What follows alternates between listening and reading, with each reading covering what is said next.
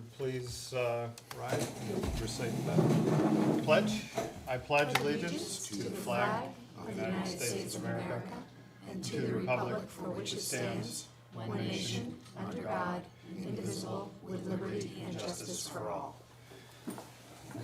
Thank you and welcome to our June 12th edition. You have in front of you for the board members a pink sheet here, which is the board evaluation form. I've set aside 15 minutes at the end. We'll probably use about 10 just to review thoughts on how we summarize and how we move it forward. So if you can kind of peek at that as we go, that would be good.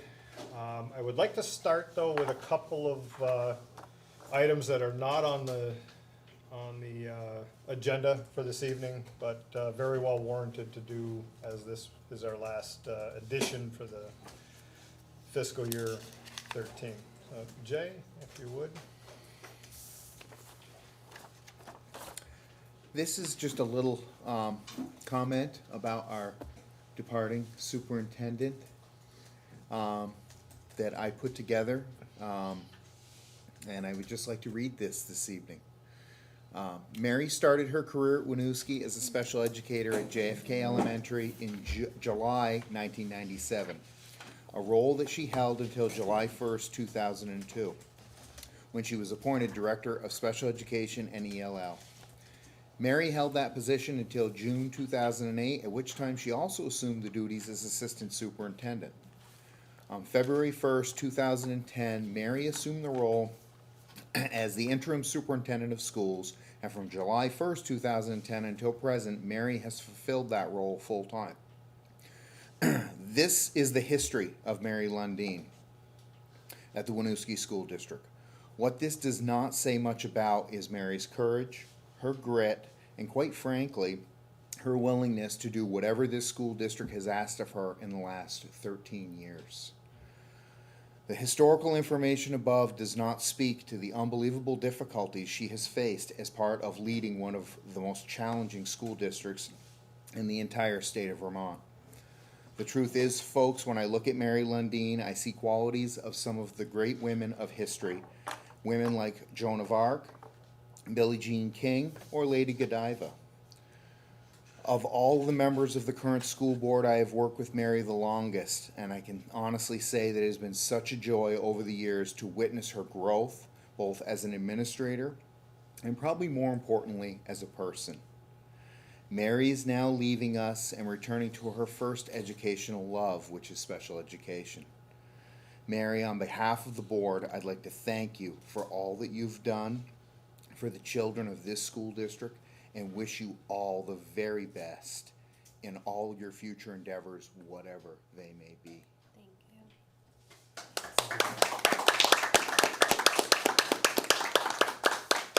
you. And as a token of a small token of our appreciation, We have a gift certificate for earners and one to learners.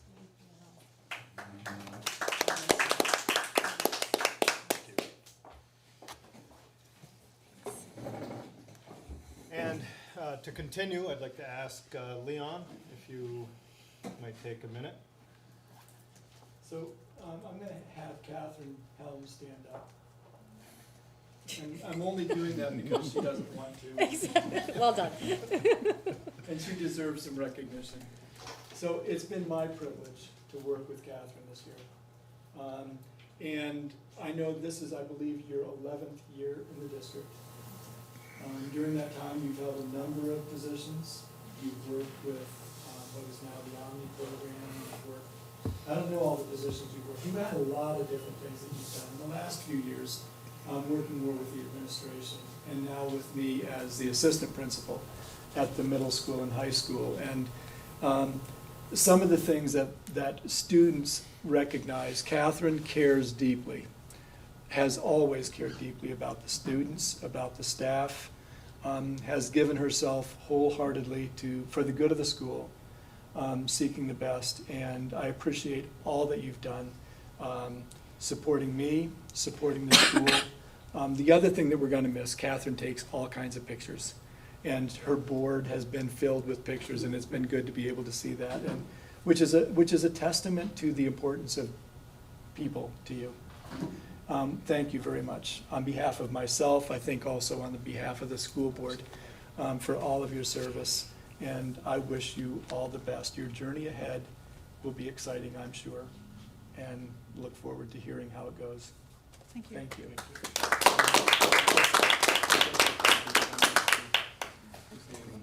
Again, as only a small token of our appreciation. We got you. The one chair. Thank you.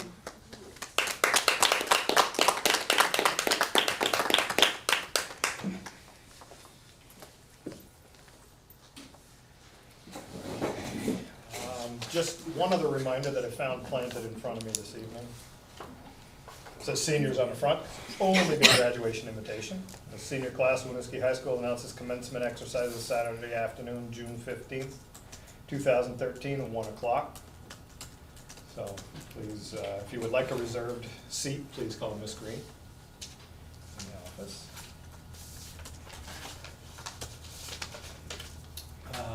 Okay.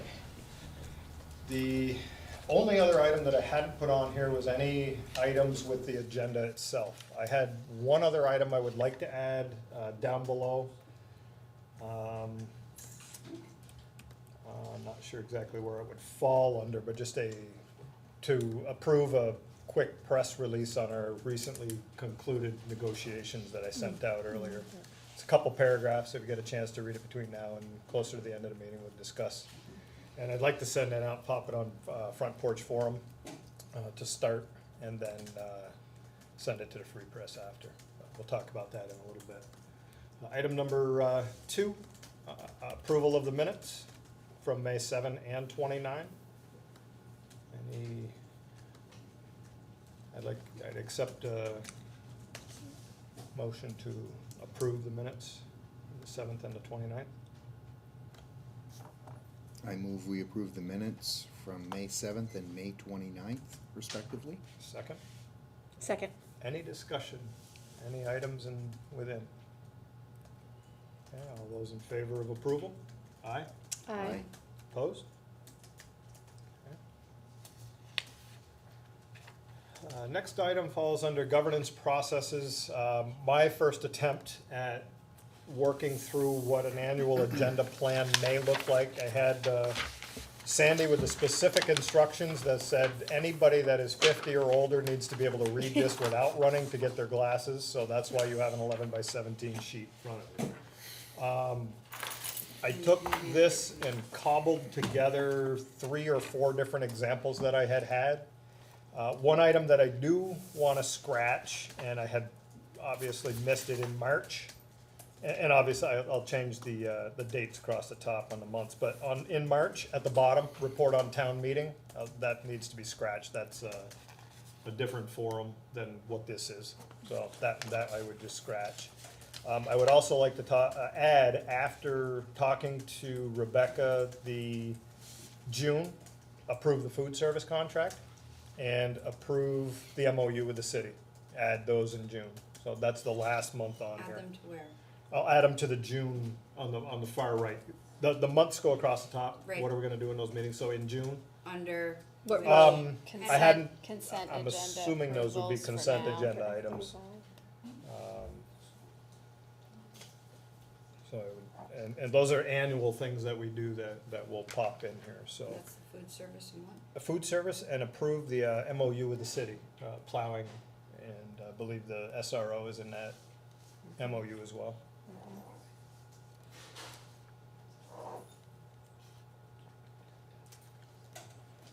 And then, so just a couple of notes on let me just make sure I understand which one it is here. So executive limitations, just an idea of what the flow of this would be as we go through reviewing both the ends, the executive limitations, and our own board adherence to the policy governance. If you look under September, under executive limitations, limits monitoring, it says review executive limitations 2.3. So the way this would flow, as I've understand it, that's financial conditions and activities. We would receive a report from the superintendent in September. Then we would go off and independently try to verify that. Now, whether we do it as a 5-member board altogether, which was recommended the first time around to understand how it goes, or we send 2 board members to do that, which is probably where we'll end up through time. Go off and spend the balance of September, some of October, and then before the 11th of November. When we get to November, you see that it is accept executive limitations report 2.3. So you go out, you do you get the report, seek any clarification at that point in time, but don't break down the details. Go out and investigate, and then come back and report back to the board with an approve or seek further clarification of what's in that report. You see the same thing goes with December, review executive limitations 2.4, which is financial planning and budgeting, trying to set that up to be at the point in time where we're lining up with the budget, and then accept the budgeting report in February. So the same piece goes, and then review limitations 2.5 and 2.6 in March, which are emergency superintendent succession and asset protection, and then accept those in the 2 months following. So that's kind of the way the monitoring reports go. So that was just to give you an idea. So board governance and processes across the top. Now the assigning monitoring reports is dependent on whether we want to do it as a board in total altogether, which again was recommended that we do that the first couple of times to get a routine going. And then maybe the second time around, we can send 2 people to each to do that review. The item under that in August was approve the annual report agenda, which is this, and our goals. So I put that in August, thinking that we would at that point have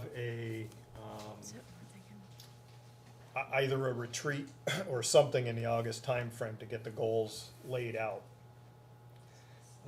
Superintendent evaluations and expectations in August, that's gonna be a little tough the first time around, but I tried to do this with a view of, on an ongoing basis rather than the first year only, so. So first year will be at a later date. We'll push that one down probably until, February, March-ish timeframe, depending on, it looks like February is real light, so I would probably suggest that we move it maybe to March.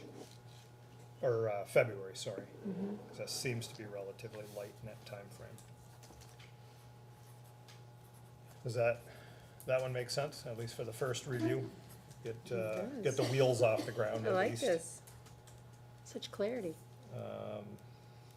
And what I'm told is that these are documented, a work in progress all the time. Of course. So if it works this year, that's good, but you will change things. Again, across the top, approve the budgets, warnings. Mid-year board progress update, that's our review of ourselves, that's January. Review the annual report to the voters, that is an annual report under 4.1. Out into March, new members come on from the election, so reorganizing the board and committees, we do that now. Now, I wanted to ask from an appointing an auditor standpoint in May, when the report is usually done in January, but when do we do the appointment of the auditor? Is there a specific time? We have to do it before the end of the year, so we've got it on the agenda for tonight. We've done it either May or June. Okay, is May too early? I don't think so. No, we've done it in May in the past. Because you've got the report done and from Yeah, the previous yeah, year, and yeah. you're ready to start over. Typically, we have the report sometime in the winter, around February. So you would March. appoint this evening, you're saying, and that would be for the coming year? Right, so For the the audit that comes out in person, January? right, so this person will look at the, what are we in, FY13 fiscal year, and that's the audit. So the fiscal year ending June 30th of this year, that's what he'll be auditing. And he would start that like Thanksgiving-ish, Well, November? he started late last year. He didn't start he started real late last till year. early January. That's when he came in last year. So, Yeah, I would just say on that note, because you're asking about it, Mike, that after this current year, once we get everybody back in place, I would recommend a new auditor, selecting somebody new. They recommend changing outside auditors anywhere from every 3 to 5 years. Which makes sense. No And- routines, and no cut and our paste. current one has been doing this a long time, and he does a good job. But you know, I think we got a lot of changes, so I wouldn't recommend that for this year. But I would say next year, I would seriously look at a new auditor. Is there general availability to change and get somebody else? Seems like there would be. Rebecca?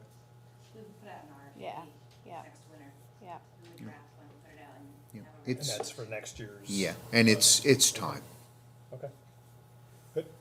And then continuing across board governance and processes at the end, I would have been remiss to not put review draft of the annual agenda since we're doing it tonight. I got one item on here that I know we're gonna get done on time, so. So that was kind of the board governance first pass. Advocacy is kind of a different category for us. That's not something that we've done in the past. It's kind of good to have it on there. But it was, planning a meeting with the legislators, and it seems like we had a lot of buzz in the legislature this year with regard to educational items. So I think this is gonna be an important item next year. I would like, Timing wise, I wanted to ask your thoughts. well, I would just like to add one thing, and many boards in the state overlook this, and we really shouldn't. We haven't done a good job of this historically in Winooski, but the VSBA does resolutions every year. And these resolutions, they form up a resolutions committee at our September, October regional meeting. And then those will go into the following year. But the resolution, it's kind of weird, it's kind of skewed, because at the annual meeting, you get the last year's resolutions, but they go to the legislators. Okay. They're put forward, they're voted on at the annual meeting. So And if is- we're gonna advocate, if that's a role that we're gonna be more stepping into, which I have no problem with, that is also a vehicle that we can use. Is that something that would fall under the very bottom, incidental information under September and October? Is that a subset of that? It different? it would be great ultimately if we had the time. And it seems like we're having more time in these meetings to really think about things that would benefit both the school district and the state. I know I can give you an example. Last year at the annual meeting, Burlington put forth a potential resolution to change the ADM value for English language learners.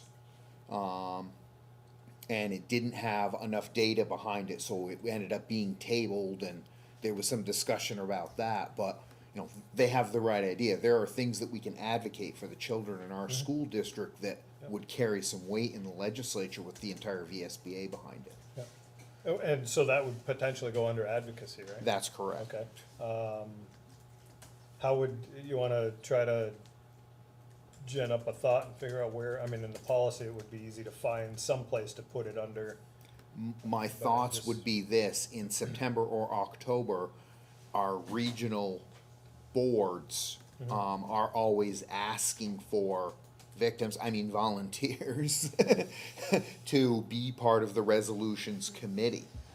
And it's not a huge time commitment. You will go to Montpelier once, and then they usually have one locally once, to put together resolutions. And maybe in our August meeting, we could talk to amongst the five of us and say, hey, do we wanna put somebody on that board? I just resigned my position. And you just resigned yours. Yeah. So, somebody that would go on that board, and we would talk as a board of saying, hey, maybe this is a resolution that our board would support.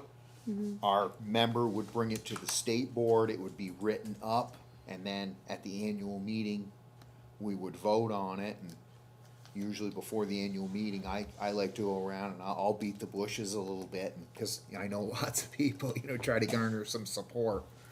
So in August, select a member for advocacy to the VSBA Resolutions Committee? Yep, I would think that would be And I'll something try to that, put it under a thoughts, Amy? The, category. I know that right now, at the end of July, the beginning of August is when they're starting their meetings Mm-hmm. for this year. Just Okay. heads up. All right, so tuck that into August and we'll see how it works and how it segues in.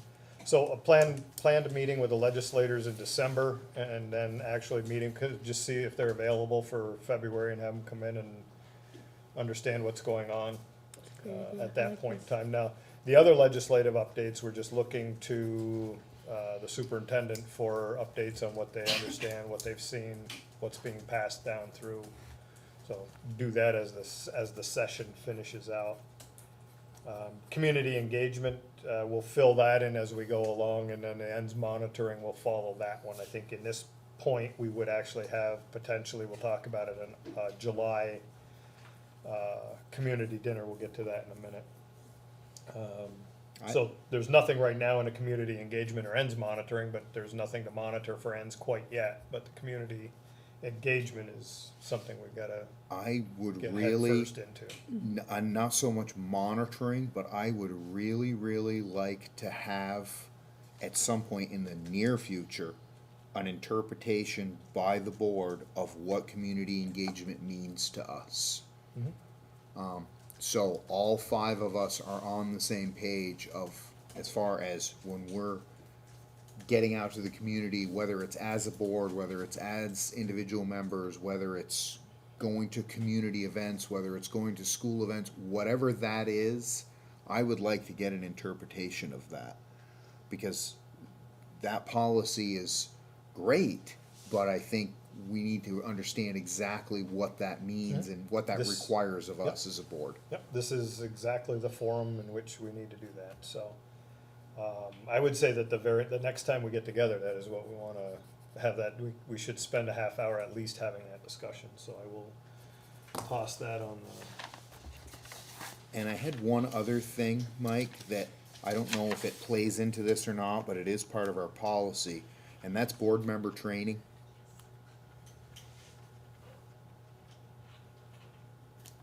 And I guess I'd also like to have some type of interpretation of what exactly that policy means to us. which one is that again? Sorry. Board member training, Yes, and we have to define that, what it is that we want. It can be anything from just VSBA conferences to, I mean, I've heard of boards sending folks to Atlanta for the, training and, with the policy governance piece, so we can talk about that whole for, string. for you specifically, Mike, that's gonna be much more defined, because H563, is it, Mary? I don't know Passed. the number, I but don't- I know that superintendents and And school board chairs. chairs are required to do, 8 yeah, hours. Because of that was just, training per my question year. was gonna be, is there sort of a bottom line? Well, the of bottom training for line, other the- board, the regular it's, board members. it's No, regular just- board This is members, just there's not. superintendent Yeah. and board chairs are gonna be required 8 hours per year, Yeah.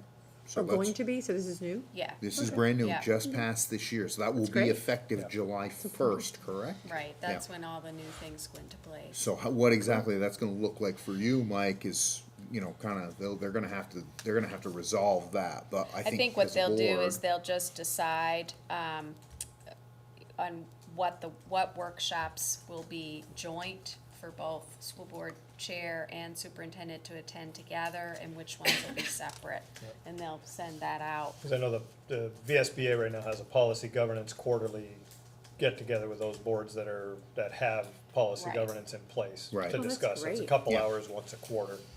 Your 8 hours is chewed up right there for, Yep. getting that together, so. Okay, we can, we had in here September discuss, wait a minute, which one was it? There was one item in here for setting our budget for training and, It's under September. executive limits. Board governance budget, Yeah. September 9th, yeah. very top. So that would be at least setting the budget there, and in order to set the budget, you gotta have some kind of reasonable bounds as to what it is you think you wanna do across the board.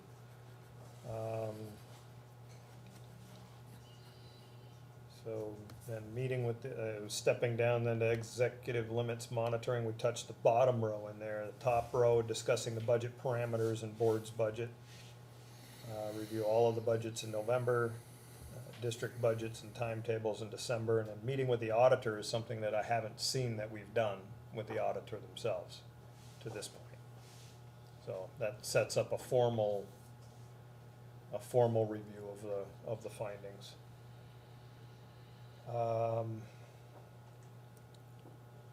Reviewing required policies is set up in August, so kind of an early year. That could also be a good retreat item if we, if you had to. You wanted something in there. The Visbit proxy, set up in October, does that make sense time-wise? Is that That's at the same time as the conference. same time as the VSBA annual meeting? Mhm. Okay. All right. High school choice limits in January, that's about the right timing for that, right? Approve announced tuition, same thing, we did those in the same meeting.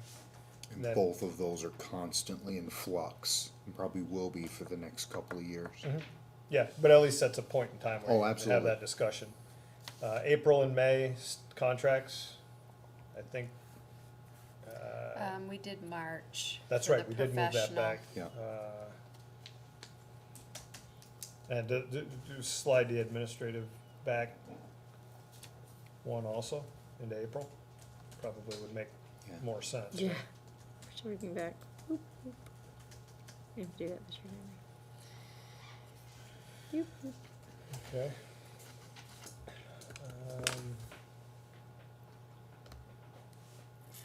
All right, anything, first thoughts, just on the items. I hadn't really spread them this way, by the month yet, but I think some of these fit in certain places and,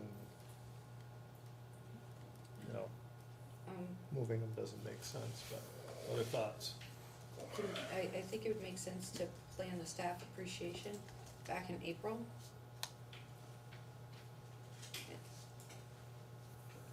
Just to move it back a month so that, if they're taking leave at the end, we're not planning it when they're gone. Thoughts? Sure. That work? It's always good to plan ahead. That's easy. Exactly. I was warned about getting into trying to do too many monitoring reports in the first year. Get your legs under you, get a few good ones that are not necessarily difficult to do, but, like, 2.3 is the, I say the financial conditions and activities, so that is something that we would expect would be looked at, so. That's why there's only the 4 of the executive limitations monitorings in there. We'll get the ends monitoring as we get those defined. But if we have questions or concerns, we can, cause I, quite frankly, I do. Just in the simple fact of interpretations, I think some of the policies are so broad, and not just for executive limitations either, Oh, yeah. but for board, and I'd like to, even less than a monitoring report of a policy, I'd like to know how both the board and the superintendent are interpreting the policy, so we know. Do you see what I'm saying? There's kind of a cart and a horse here, and we kind of need to know what the policy, how we're interpreting specifically the policy. Number one, for expectations for the superintendent, but number two, for expectations of the board of how we're supposed to act and what we're expected to do before we can really monitor. Monitoring comes after that, so I guess my first year, I'd like to see a little bit more of us saying, what does this mean? Going through our policies, both superintendent and the board, writing out specific interpretations of saying, this is how I'm looking at this, because we may look at some of our executive limitations and the superintendent may say, this is how I interpret this. And we may say, well, that's not really what we thought, or, yeah, that's exactly what we thought. And same thing with the board. I mean, it's both of us. I guess that's how I feel. in our first year. I'm not so concerned about monitoring, but I would like to see most of our policies at least have an interpretation. Okay, let me check back with both Val and Ange to understand how they would recommend that we move forward. I understand the point that if you get into a situation and you haven't interpreted it, you can be Exactly. in opposite directions. I understand the comment. Let me You know? get the question off to Val and Ange And and in, see. it's only a thing for the first year. I mean, in future years, we can always go back and say, okay, historically, this is how we've always interpreted this. And so then it's kind of easy to say a yes or a no. But when you haven't done that yet, you really haven't completed the circle, I guess, in my eyes. Well, in the past, the board has our what are the rules of, our code of conduct, but now we're actually under policy, have certain expectations that we are to follow, and how do we because the way I interpret something, the way you interpret something is completely different. That's correct.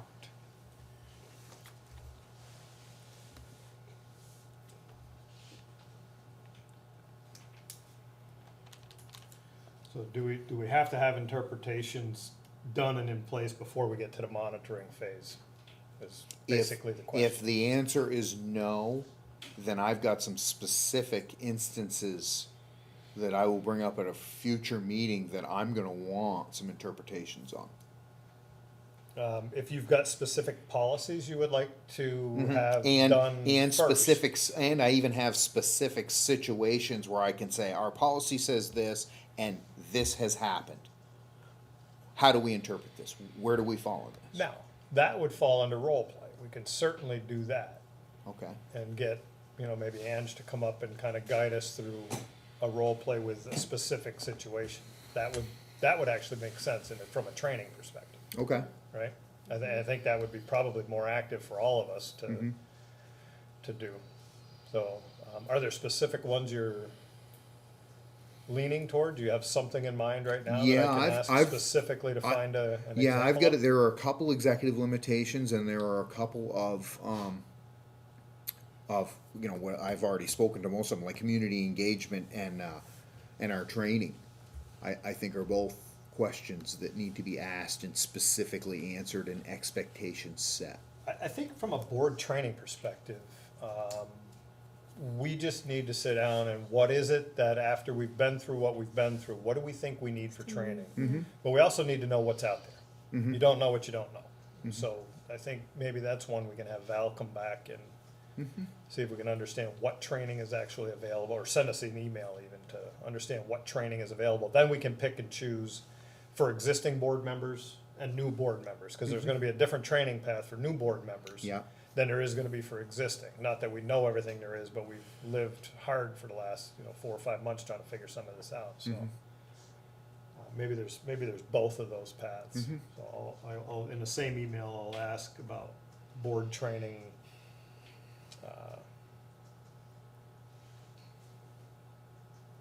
arrangements, whatever they've got.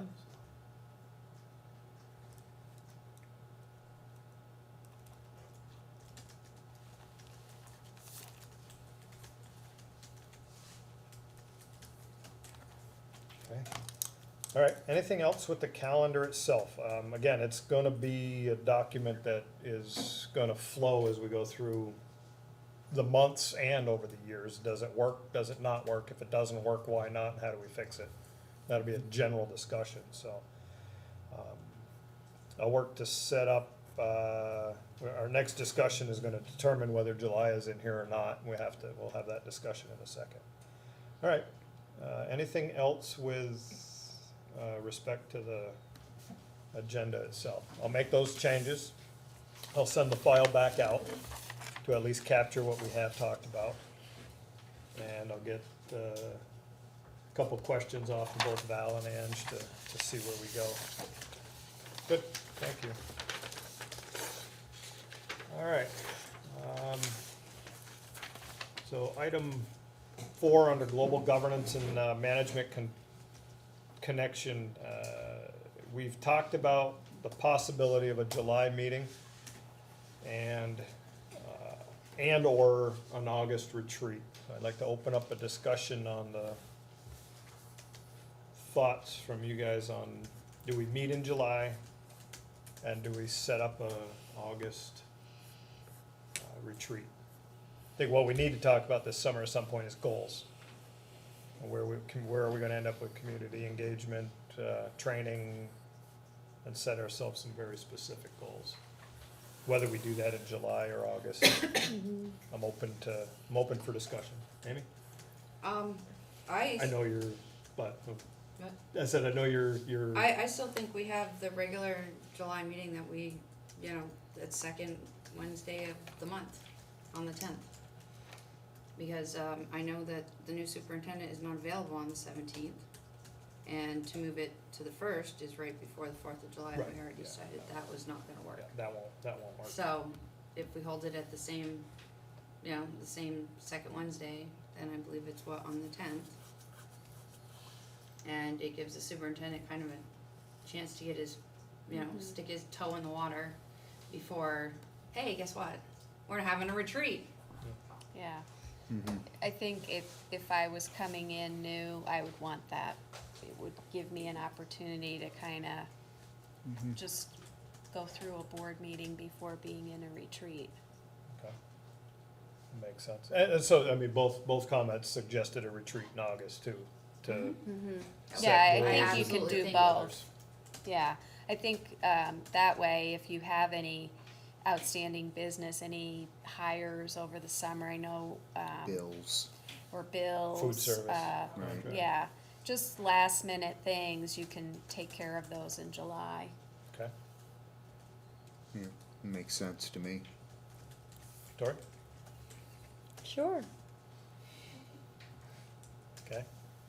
All right, so we'll look for July 10th, or regularly Yeah. scheduled time. I And- won't be here on the 10th. Okay. I think, Will we have someone else in place by then?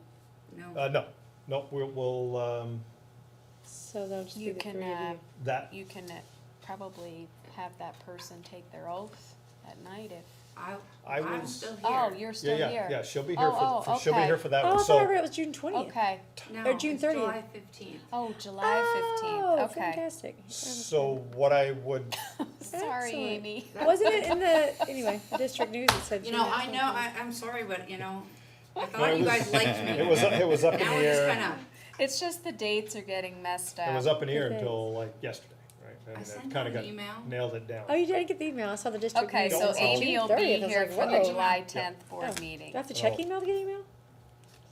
That is the one piece that I did miss. So let me, that's Okay. actually a good segue into where I wanted to go. So we'll set up a July 10th, and then we'll talk about,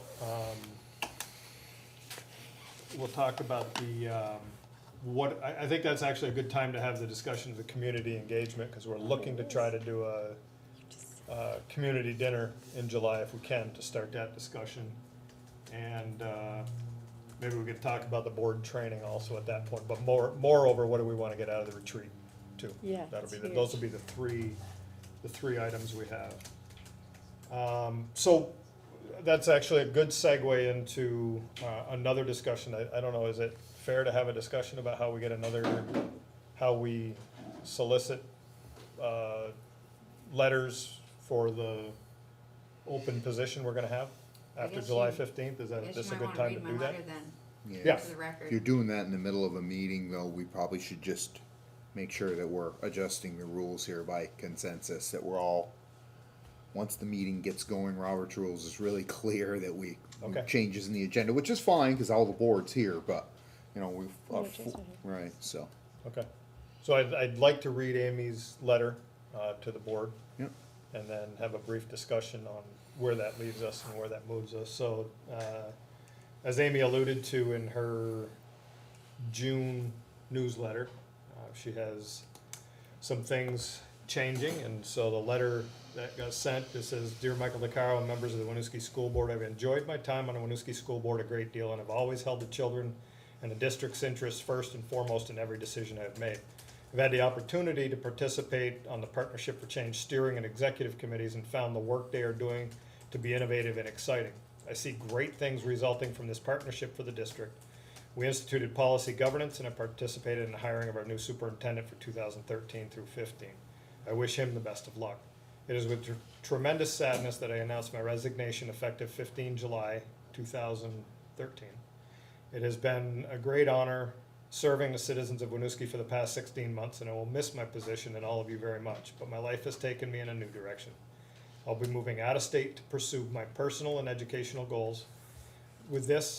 While this is a sad time for me, I'm excited to start the new chapter of my life. I appreciate the opportunity to serve my community, and I'm excited to see the progress continue.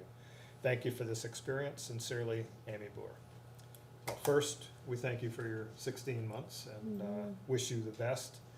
This has been one of those nights, hasn't it? There's not a good theme, but we wish you the best as you move forward. So with that, we will have an opening on the board moving forward, and I believe our charter says that we will appoint based on soliciting letters of Interest, yeah. letters of interest to serve on the board for the remainder of this, until the next election, which is in March. So the person, what we would like to do then is solicit letters of interest for anyone interested in sitting on the board from the time we appoint through February. And then at that point, the reelection in March would take care of. It just so happens that that's the end of the term, so we'll be starting again right at the beginning of a new term. So anyone interested, we would love to have letters of interest, either sent to the school, I would imagine we can do that, or emailed to one of the other board members. We would have them all consolidated and then review them. And as a board, we would then pick the candidate that we would choose a candidate out of that pool to finish out Amy's term. When we do that, would like to have someone in place for the retreat for August, would make the best of sense. So if we can get letters in by the end of, We have 30 days, right? from the time of the resignation. Did you find that in charter, guys, or did you find that under Title 16, 424? Because I haven't really studied our charter to the section of, I know under Title 16, we have 30 days to appoint. Unless From the our charter, from right, the unless our resignation charter date. says something differently, Okay, and the person needs to be, they say qualified, and I looked that up, and the only thing that makes them qualified is they're a registered voter. Yeah.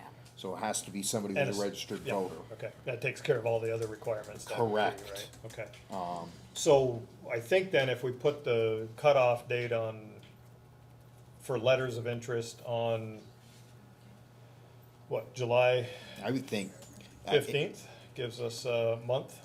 Well, are we If If we want them soliciting? before, if Do we we, want them are before we August. soliciting before she, is out, or are we, I guess it think doesn't so. really We have the matter. resignation, so I'm not, Yeah, we need lead time Right, so to be able to read she'll, through the letters. she'll be at the July tenth Yeah. meeting, so you would want to be able to, whoever you decide on, to be at your August retreat, so Right. they can be sworn in. so what I was thinking timing wise is letters by the end of July, maybe a special board meeting in Right. in that first week of August for a few minutes to review, make a choice, and have them ready for the August retreat. Okay. Would it not make more sense to ask for the end of June? Or even July 15th, just to have lead time to be able to read through them and Well, I make a do decision? know that or- Amy can't participate in the selection Selection. process. It's the remaining members. Well, so Okay. that would, which would still be fine if we still did it mid-July and got started on it. Because Yes. we want to give somebody a heads up that, Right. you know, Right. this is when we want them for the August retreat and give us time to really thoroughly go through them. So- There's no sense in waiting to the end of July Yeah. to do that. Okay, so cut Because it off gives us July time. 15th and board meeting And I following week. would do something from the central office in the district news. And have To it- publicize. Has she closed the July? Yeah. Has she completely closed it? I know She sent something out, 2 Whose turn days was it ago to saying write? she Who's was got in the what? production. Well, Usually that It's and- not, she's it's done. not But mine on in next month, the on for June August. issue, I solicited on your behalf. Yep, yep, and I did the same in the July one that's coming out, so there's at least a blurb from me, but it is not under its own header. Right. which would I be would get nice. something out in the front porch forum, Yeah, I that think- we can definitely do. you know, I would have the central office put something out in that, just that there's a position open, please, you know, send it to the Winooski School District, blah, blah, blah. There Okay. will be a position open. It's still mine until the 15th. Do- You know that. Do we, But the deadline should be for the letters by July yes, 15th. now the Let's just question is, do we get this want moving. to just have letters, do we wanna interview these people, what do you wanna do? The charter says just letters? Like I said, I don't know if you guys are pulling that out of charter, like I said. Yeah, I don't know if it says it in the charter, it does say it in statute. Statute. And typically, other districts have asked for letters of interest. Mm-hmm. And in the letter, you describe why you would be interested in filling the position and kind of talk about, how your goals and philosophy fit in with what's happening with the district. It's totally up to you guys, If, however you wanna if, do it. if when we get the letters, we get 2, and probably be, you know, if we get 10, we may wanna screen them down to 2 or 3 and then Yeah. interview.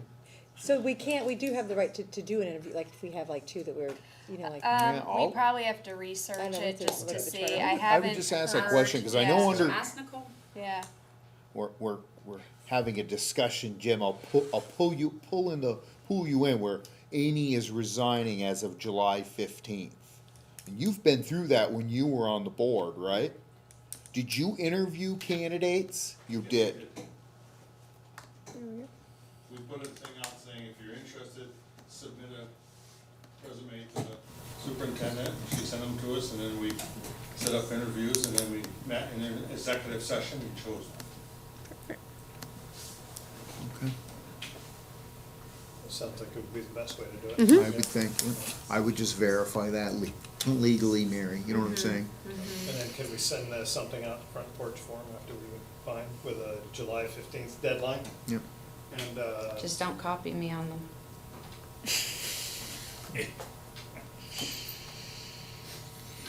I'm being serious. Yeah, yeah. If I can't participate, don't copy me on them. right. Okay, So don't send them to the board. good.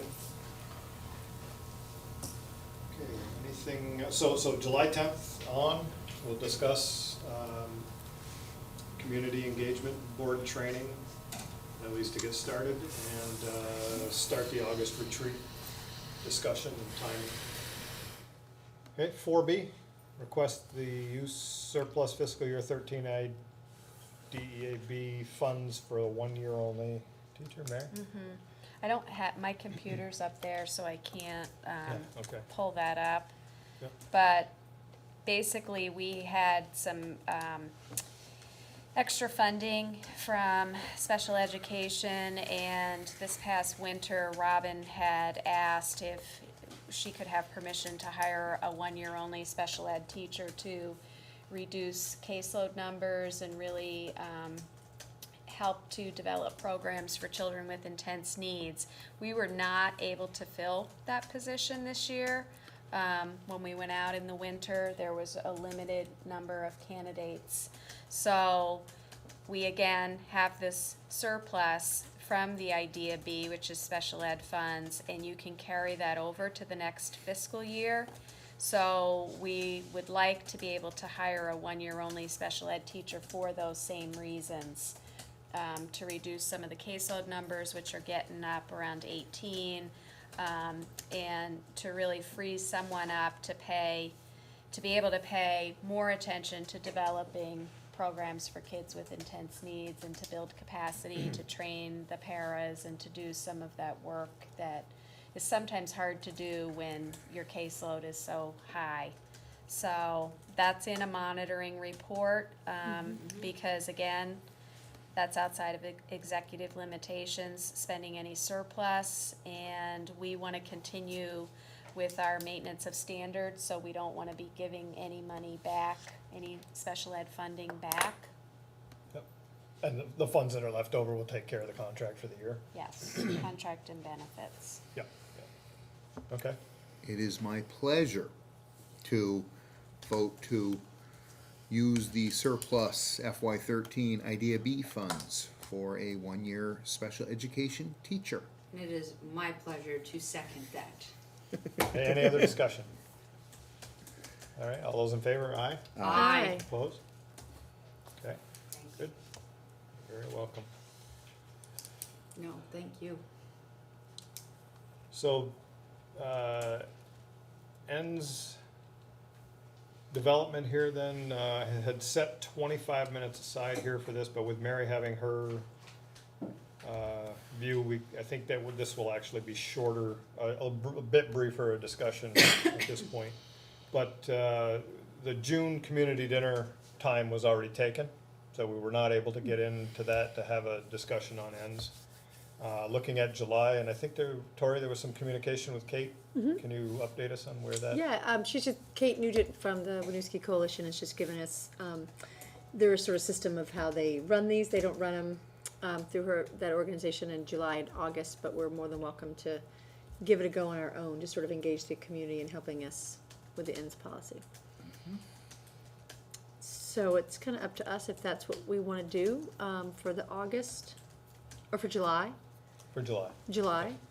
To try to pull together a community event to request information, feedback. And I just want to add to that, I met with Lindsay Cox this morning, Partnership for Change, and was talking about this. And one of the things that she's really asking, and we'll get to it further on, but I guess I could give it to you now, just a report out from Partnership. This will be appearing in the July issue of the District News, and it's been written by the Partnership for Change, just giving an update on the last school year as far as developing graduate expectations, and I know, Tori, you've been part of that. So, Winooski has finalized the 5 graduate expectations. The committee has six. And basically, they're critical thinking and problem solving, cross-cultural understanding and community engagement, effective oral and written communication, engagement in learning, persistence, and physical, social, and emotional well-being. And one of the things that the partnership director and project director are asking the Winooski board to just be mindful that this was a year-long process in gathering community input, and that what they're suggesting is that you really think about using these graduate expectations to focus your ends policies, that you're not going off in a different direction. So that's one of the things that she asked me to share with you tonight. And the article will go through and talk about the learning conversations that happened, the implementation teams, the February 2nd summit, the group from Winooski and Burlington that got together to develop the graduate expectations, the team that went through the data, and then the final decision and getting input from the teachers, the students, and all of those different people, that there really has been stakeholder involvement in this. So just, as you're moving forward, not to go off in something separate from this, because it's just gonna cause confusion. So, Yeah, I think we've had some great groundwork already done. so people can have a copy of that. And this, like I said, won't appear till July 1st, but I know that that's when you're gonna be starting to talk about your ends, so just so you have this information. There's one more, yeah. And I appreciate all the work that the partnership has done. I know I've been sitting on those committees, the steering committee, the executive committee, and one of the points that has been raised continually through all of these learning conversations and the graduation expectations is that statistically, a lot more people from Burlington have participated in these events than Winooski. And I've expressed this numerous times as I've sat on these committees, as they've talked about making our graduation expectations as part of our ends, is that I wanna make sure that the voices that we're getting are Winooski residents, that there are our stakeholders, that we're, you know, that we're not developing our ends based on the huge February 2nd learning conversation in which Winooski was extremely underrepresented in the huge, meeting that was held.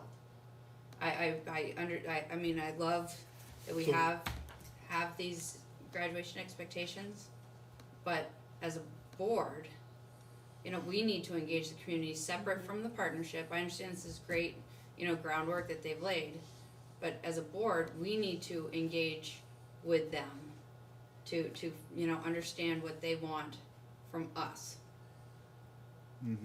Yeah. And I think this is, like I said, this is great legwork, and I appreciate the graduation expectation teams doing what they've done. But our ends are our ends, the board's ends that The owner's represent the ends. community. Yeah.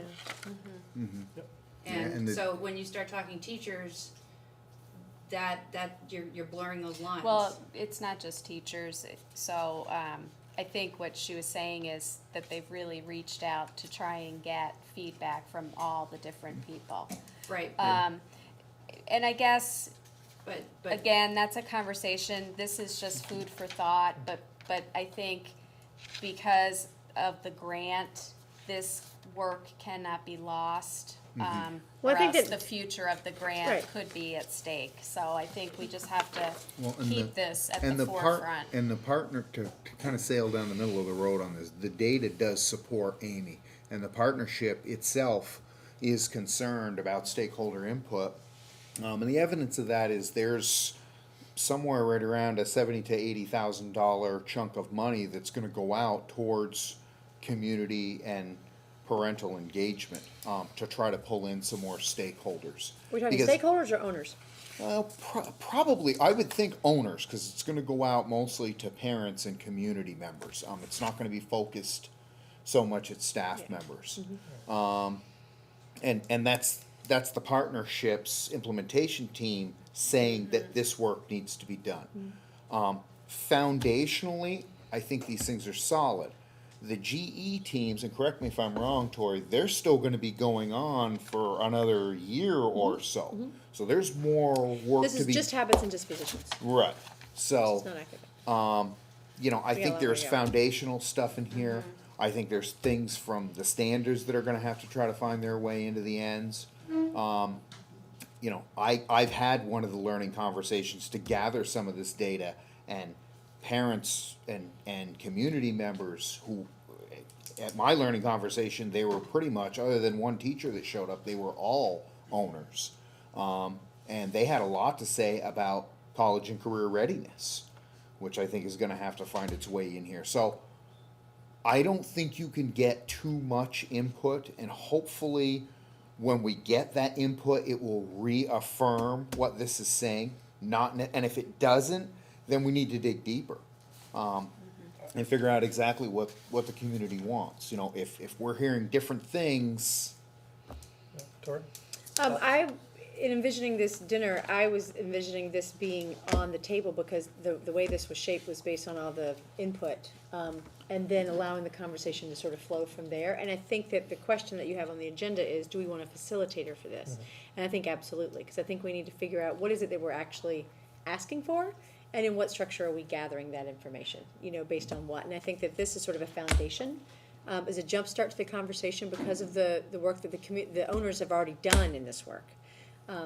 So I see it all sort of building. I think the other important piece is we're still at the tip of the triangle on graduation expectations. Right now, the graduation team has only talked about habits and dispositions. We haven't gotten into the academics like you were referring to in terms of like college readiness and what all that means. So our ends are probably broader than this, but this is a major Subset. It is a subset of it. So I think that it's going to be on the table at the conversation, and then we need to figure out what all else are we asking. What do we want from our community members? So when they show up and they provide it for us, it's valuable input, and it's heading in the right direction. So to that question, yes, yes I to vote, the yes, I think that we facilitator. do need a facilitator.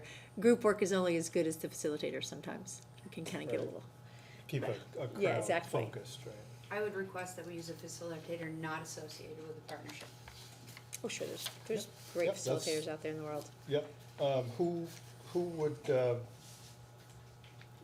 like to go find a facilitator to? I do have that? Do we one know? other caveat to a facilitator. Yep. That the facilitator would also be training the board on how to do this. How to do what, the How facilitator? to do this type of, again, this community engagement. If, you know, we have this policy and if we're gonna be committed to this, then, you know. This won't be at- the only event. this No, it won't be won't the only event. event, No, and this will we be kinda need ongoing. to start to wean ourselves off. Yep. At Yeah, some agreed. point, you know, the board Facil- needs to step up and Start Facil- facilitating well, ourselves. facilitate some of this stuff Facil- ourselves, I mean, Facilitation of an yeah. event like this is a talent. It's- Is it's it? a- It's a. Huge talent. A time-honored talent, so we can learn, Yeah, but we may need to do this more than once, I'll look into finding a facilitator. okay? And Val may be able to help you, or some of Yeah, the other Val, do folks to at least figure Yeah, out. exactly. Who Val's might be associated available. with the partnership. No, she's not. No, she's not. no, She has I don't think so. No. No, she's associated with Vermont School Board Association though. She's associated with TAS, VSBA, but not the partnership. Lindsay's had discussions with Val about our ends through the partnership. I think it's probably just sort of reaching out to the organizations that are sort of helping school boards do those things to make sure the communication's bridged, you know, but she's not with the partnership. Anyway, I'll look for a facilitator and make sure that they're not connected. Doesn't mean they can't have conversations. I've had them in the past. That does not mean they're Well, working I with the same definitely organization. wanna make sure that the public is allowed to speak their minds, that they're Well, not that's why we're having it. Why put wouldn't- into a box yeah. of. Remember, this is about us. I mean, of this is saying, us hosting it. here, No, no, please no, no, approve no, this. No, that's not what this That's is not- about. This is us doing about it. You're Okay. as part of this as anybody else's. This is about us providing this forum for our owners to be able to speak their voice. So there's not some bizarro thing going on here. This is about us, you, and you know, all of us. So, okay, Yep. all right. Good. So we'll, out of that then, we'll have, continue to try to figure out how we get July Yes. set up. We will need some funds to sponsor the dinner. Can I ask a question? Is it if with needing to get a facilitator and considering it's already mid-July, what if, and it's about a month away, what if is it okay if we go into August?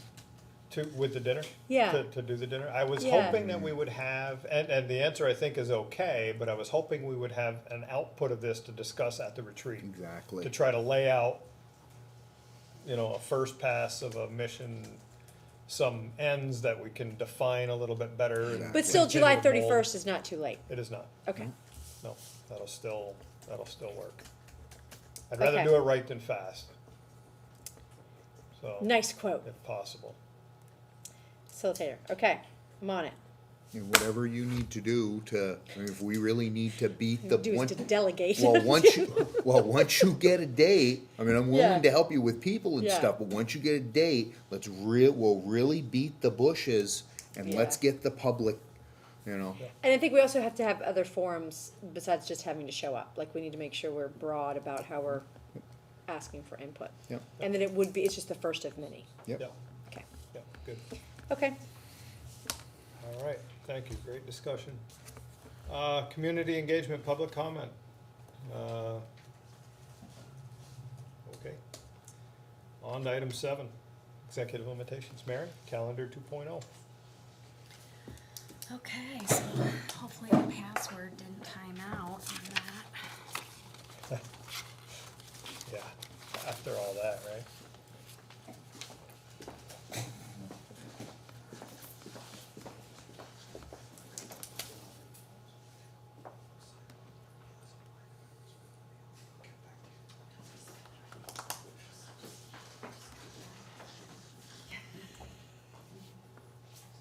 There you go. Yep.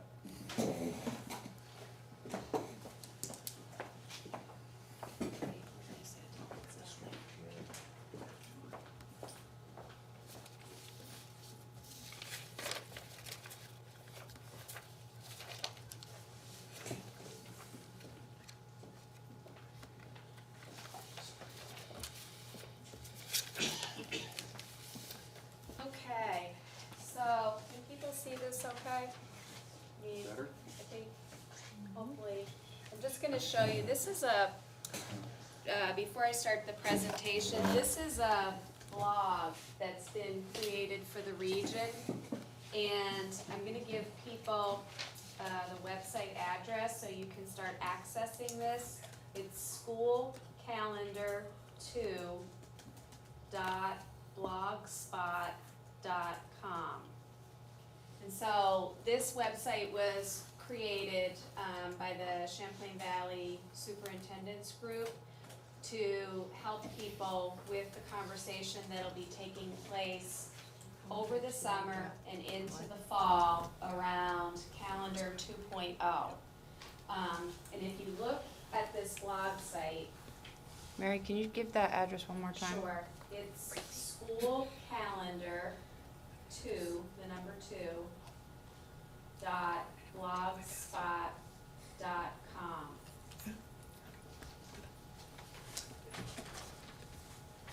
So if you look at this, over here on the side, you can go over and you can look at different things. I was afraid that was gonna happen.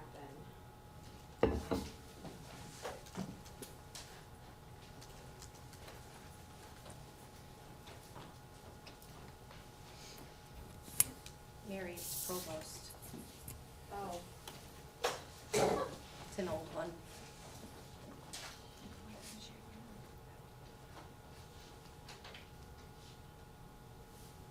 okay. So over here on the side, you'll have information, the overview, talking about the rationale behind calendar 2.0. You'll have frequently asked questions. So these are some of the questions that people have already posted as this is being presented. And then you'll see that the questions are being answered. There's also a tab on here that just talks about some of the things that have happened with the media so far. The Free Press had an article, the Williston Observer, the VPR, St. Albans Messenger, and WCAX, and they're all starting to get information that people are talking about looking at the calendar a little differently for the 14-15 school year. Then there's Reader's Corner, where again you can just get in and look at things that people are posting. And then Who Are We? It lists all of the superintendents in the Champlain Valley so that you can see the districts. And it's not showing up very well on the screen, but if you get on the website, you'll see everything. Okay. There they all are. So basically what I'm gonna do is I'm gonna go through a PowerPoint just to give people the rationale behind the calendar and how this whole conversation started.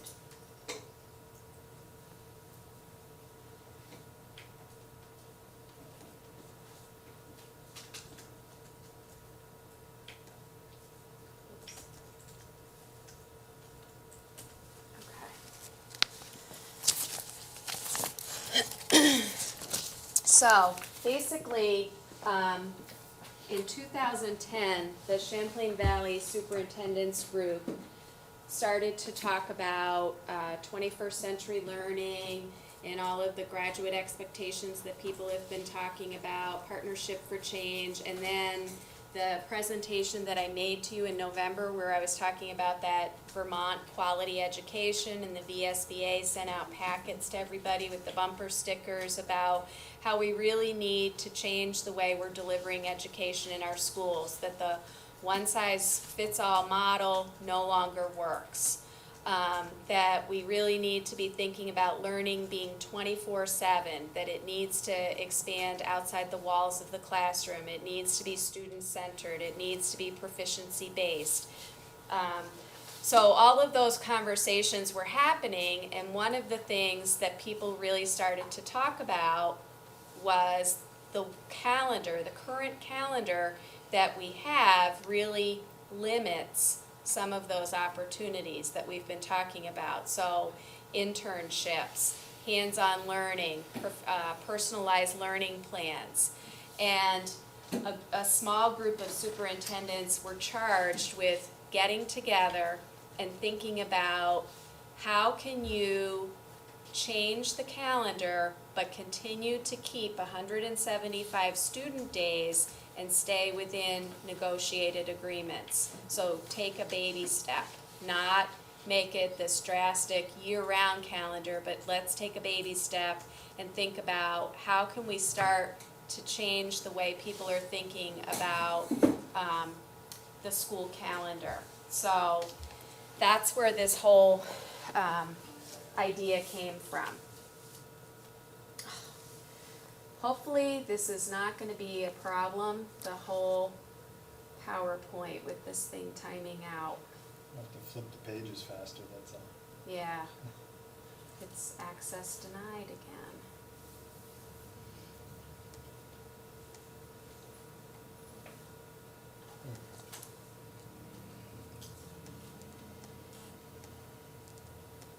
Sometimes it just shows up on the side, but I think we might still be able to get in. Yeah, okay, let me see. Oh, no. Yeah, you can keep going to that. Yeah.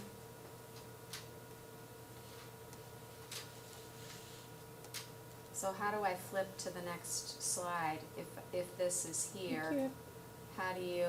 Can you scroll down? Okay, there it is. Okay, so this is what I was talking to you about just now around the Vermont Quality Education. So the presentation, when we were talking about it, really was learning design, learning proficiencies, and growth indicators. Learning proficiencies is what we're really identifying as these are the outcomes that we're looking for kids when they graduate from high school. These are the skills and the knowledge that we would expect them to have. The learning design is how are we going to help students meet that? And those are really the tools. So it's around what does the school day look like? What does the school calendar look like? What are opportunities outside of the school that kids can participate in? Dual enrollment with college as well as high school, the flexible pathways that people are talking about at the state. So that is the learning design, and then the growth indicators are really how are we going to measure all of this? What types of authentic learning opportunities will we use in addition to assessments to measure student growth? So that slide is from the fall when we did the whole quality ed. Again, this is what we're talking about, changing the language. So we used to talk about universal access to education. Now we're talking about educating all students with high standards. So all means all, whether students have a disability, students are English language learners, students may be shaky with some skills, that the bar needs to be set high for all kids, and how kids get there is up to us to figure out how are we going to accommodate unique needs that they have. What are the structures and supports that we'll put in place? So this was the stuff we talked about in the fall. This slide was in that presentation, really looking at making sure that learning is customized, that kids have many choices and pathways to learning, that we're measuring progress through authentic learning, and that instruction and learning are delivered anytime, anywhere. So again, the calendar change really came about because of these principles. This is the growth indicators system. Again, this slide was in that presentation in the fall. We're really looking at student outcomes. We're looking at the system, and we're also looking at the people and the structures. So looking at teacher training, teacher skills. We're looking at what's happening in and outside of school, a traditional school path versus a non-traditional, partnerships, internships, and learning happening 24/7, anytime, anywhere, which does include online learning. This is the World Class Education Agenda. That is what the VSA the VSBA, the VPA, and the State School Board Association are behind this. The governor is also behind this. So really, the focus for Vermont moving forward will be on personalized learning plans, student-centered learning, flexible pathways, really pushing proficiency-based learning, and learning happening outside the school day. Sounds like So, that's coming to us rather than us going to right, him. right.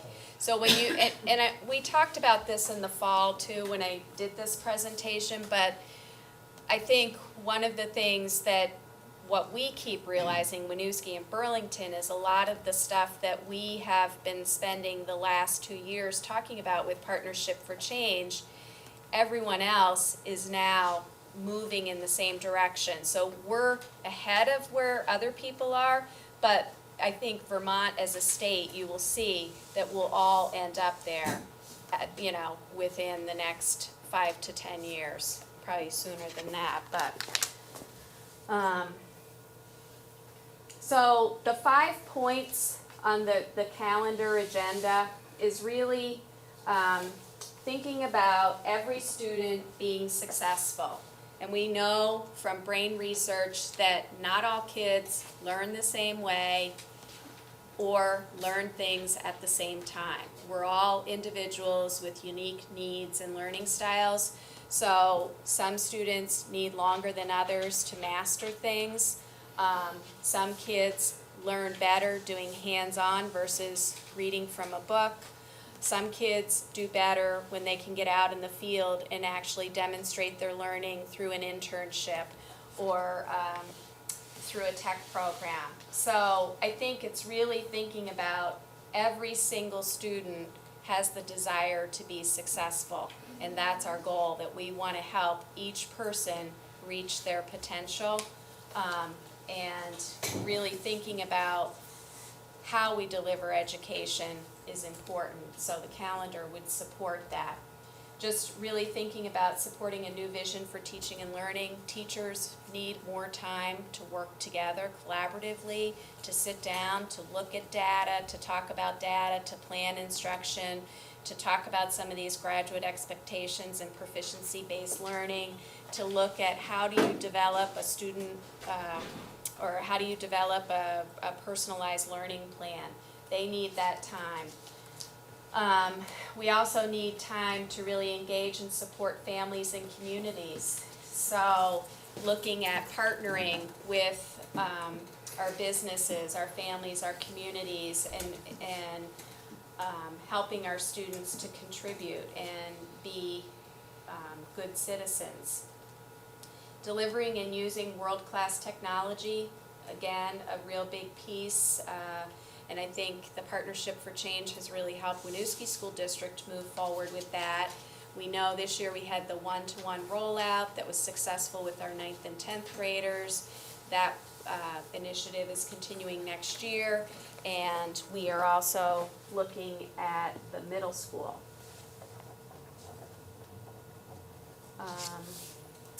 And then the other piece is around providing effective leadership.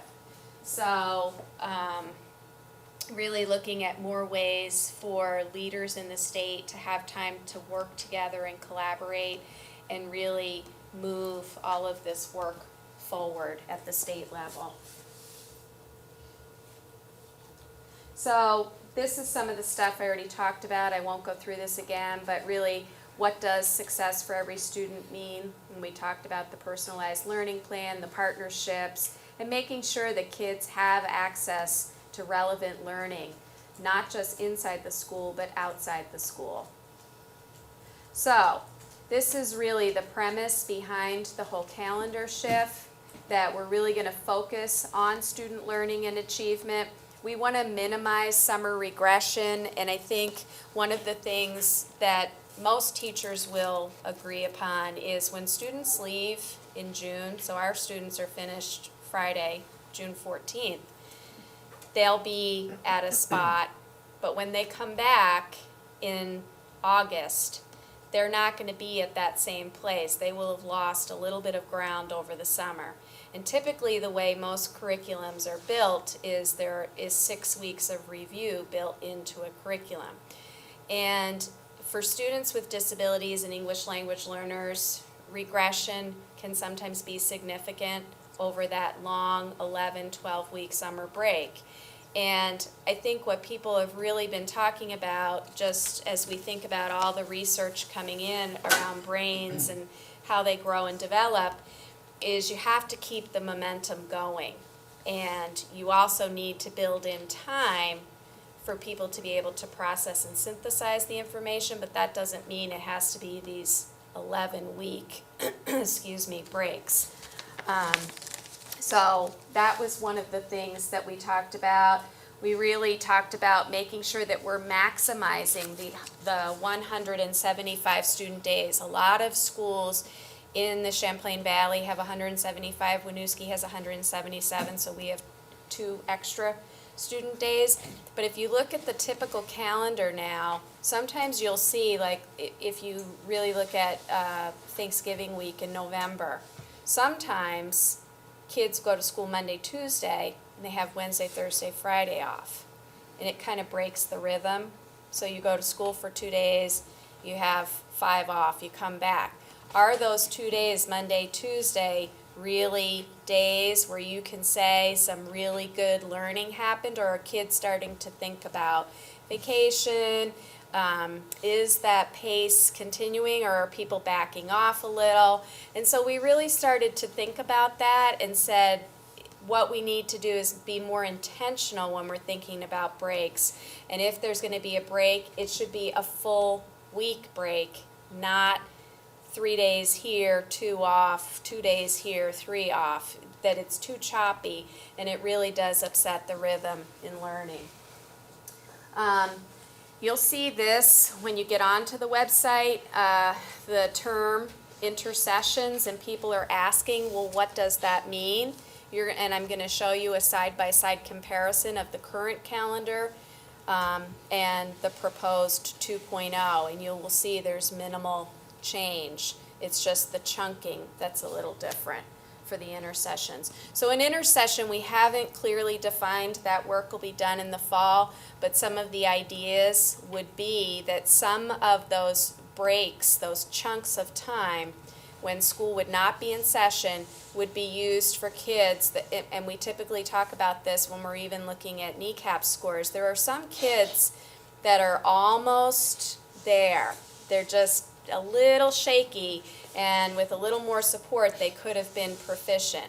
That those kids may be the kids we're going to call back and offer some extra support, again, to give them the push to move them. It could be a time where kids are going out and doing internships. It can be a time for community service. So people are really looking at how to use that time so it's an intentional use of the time, but it's not kids sitting in the schoolhouse. It's doing other things that really extends the learning. And like I said, that will be clearly defined this fall. The proposed 2.0 supports better school climate. There are opportunities for professional, embedded professional development, and it really is responsive to diverse demographics, which we talked about earlier, that every person is unique in how they learn. So again, here are some of the possibilities for the intercessions. We can call some kids back that really need that targeted intervention or that extra dose. There can be some applied hands-on learning. There can be individualized enrichment choices, which is really working with some of our partners, the Flynn Theater. People are starting to go out and talk to these people about what are some things that you could offer for kids. Could there be some dance classes? Could there be a theater production that people get involved in? So really looking at how to tap into other interests that kids might have.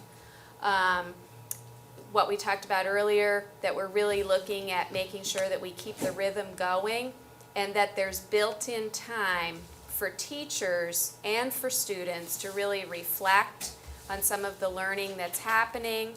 to be creative, and to get involved in different activities. Teachers would also have some time built in during some of those intersessions to really sit down and analyze student data, which we know that's an important driver in improving instruction and student outcomes. That they will also have time to work in professional learning communities to really look at individual learning plans and customize those based on what they know about their students and what the data is telling them.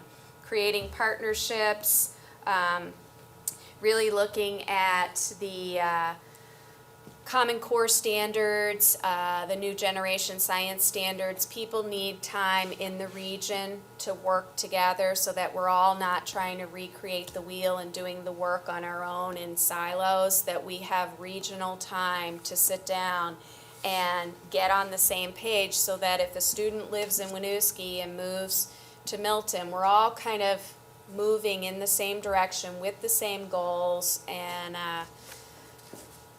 are moving at the same pace. Families, I think people were really also talking about looking at the current calendar, and when it's choppy, families sometimes have a hard time planning, and again, the November break is a good example. If families are traveling out of state, a lot of times what you'll see is they'll pull students out of school on a Monday or a Tuesday when school's in session because they're traveling. So why not just say that's a week, a full week, where we're not going to be in session, and we can offer some enrichment opportunities for kids that may be in the area, but for families that are traveling, they know that their student's not going to be missing out on instruction. So we can also provide multiple tutoring and remediation sessions during some of those intercessions. Will minimize summer boredom. I think we all know, any of us that are parents, by the time mid-August rolls around, you're ready for your kids to go back to school, because if you hear one more time, what are we doing today, you want to scream. So it's just, I think summer can be really long for kids, and for kids who may not have the structures and supports that they need, sometimes summer can be very long. And I think that's a reality for some families. And people were really looking at how busy families are with parents working, and you're trying to juggle all the after-school activities, and you're running here and you're running there, that there are specific chunks of time that if families want to plan something together to get away, or just, to have some time to decompress, that they know that that time's coming, especially around the holidays or in the winter when people just feel like they need time to get out away from the snow and the cold. So, what I want to do is show you side by side the two calendars, and I think if you get on this website, you'll probably see it better than it's going to show up on here, but I will do my best to try and pull it up.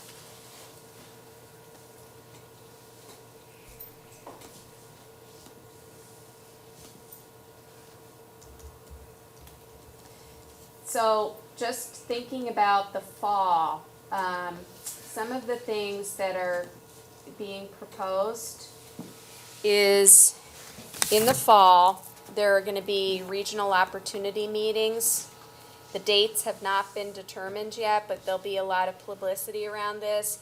So parents, students, community members, business owners, higher ed, whoever would like to come, there will be regional opportunity meetings, which will be a public forum in Burlington. There'll be one offered in Burlington, Essex, St. Albans, Bristol, and South Burlington.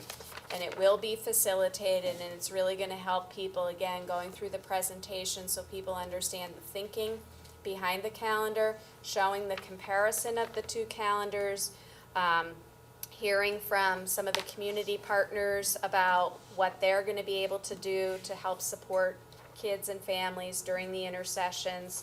that will be happening in the fall. The superintendents will also be sending out surveys to people. This website will continue to update all of the frequently asked questions, and it will have answers. So if anybody wants to get on and you're looking through the website and you have a question about anything, feel free to post it. They will get back to you. They are making sure that anything that's posted is appropriate and it's not disrespectful toward anyone. So if any comments are disrespectful toward a school or a district, those are not being posted. But I think people are just curious about what this is going to look like. Who or what group would we expect this communication to be coming from? You're going to get it from Sean. From the superintendents? The Yeah. local superintendents will be? So okay. I left Sean, actually, there are meetings that he will have to have this summer that the superintendents agreed on. So he would have to meet with the PTO, with Ray Coffey, with Ethan, who runs the Thrive program. People are meeting with their athletic directors, maintenance crews, food service, 21st Century, Act 62 partners, St. Francis School, so that all of these people are really familiar, because the way the statute reads, the superintendents are the ones that have the authority to determine the calendar. So basically, Winooski is part of a region that has 17 school districts. So there are 17 superintendents and majority rules. So whatever the decision is from that group, that will be the calendar for 14-15. What they're trying to do is just give people the information so that they really understand the thinking. And the timeline will be pretty aggressive. The calendar by statute has got to be set by superintendents by January of 2014, so each January they have to agree on the calendar, then it's presented to the board. And the piece is, because we're tied to technical centers, that's why you vote as a region. So we're tied to Middlebury. Well, we're not, but our superintendent group, we have superintendents that are tied to Middlebury Tech Center. We're tied to Burlington and Essex, and then we have some in our group that are tied to Enosburg and Richford. So that's how it kind of works. But like I said, I'm giving you the overview. This is the beginning of the conversation, but I would encourage you throughout the summer and in the fall to keep getting on to the blog, checking for updates. You know, if you think of questions along the way, make sure you post them as you're talking to people in the community. Make sure they know about this website and encourage them to visit. And again, I think the more people can talk about it, the less scary it is. So I'm not going to be able to pull it up, but I have a paper copy for you. So if you can just, actually, let me just give you a stack and you can pass it around. And then I'll just explain to you as you look at the paper.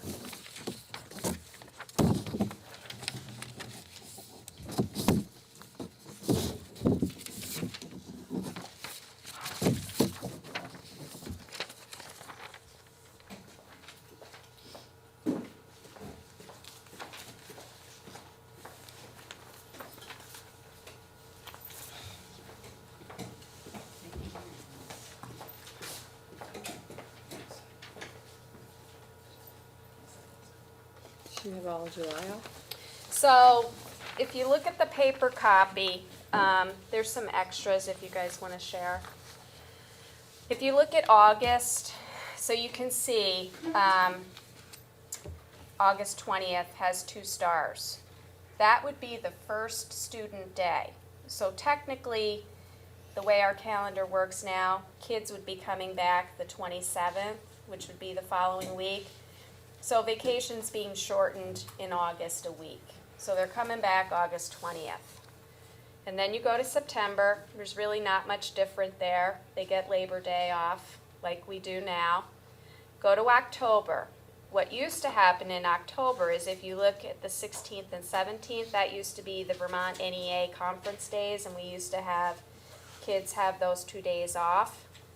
And then that stopped about 2 or 3 years ago, where they don't use those days anymore for the conference. But we've been using time for parent-teacher conferences and then just having a day off. So in Winooski, kids typically are out of school 1.5 days in October, which again, think about what we talked about, the rhythm. So it's upsetting the rhythm of learning, and that's the goal. So instead, the week of the 20th, and it doesn't show it on here, we talked about moving it up to the week of the 13th.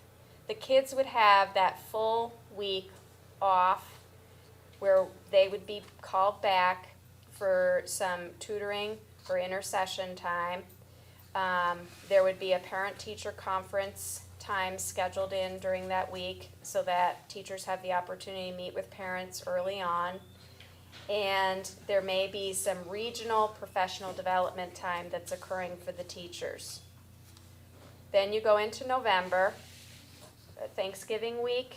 Again, if you really look at families, a lot of families, if they're traveling out of state, they're pulling their kids out of school that Monday, Tuesday anyway. So that would be a full break.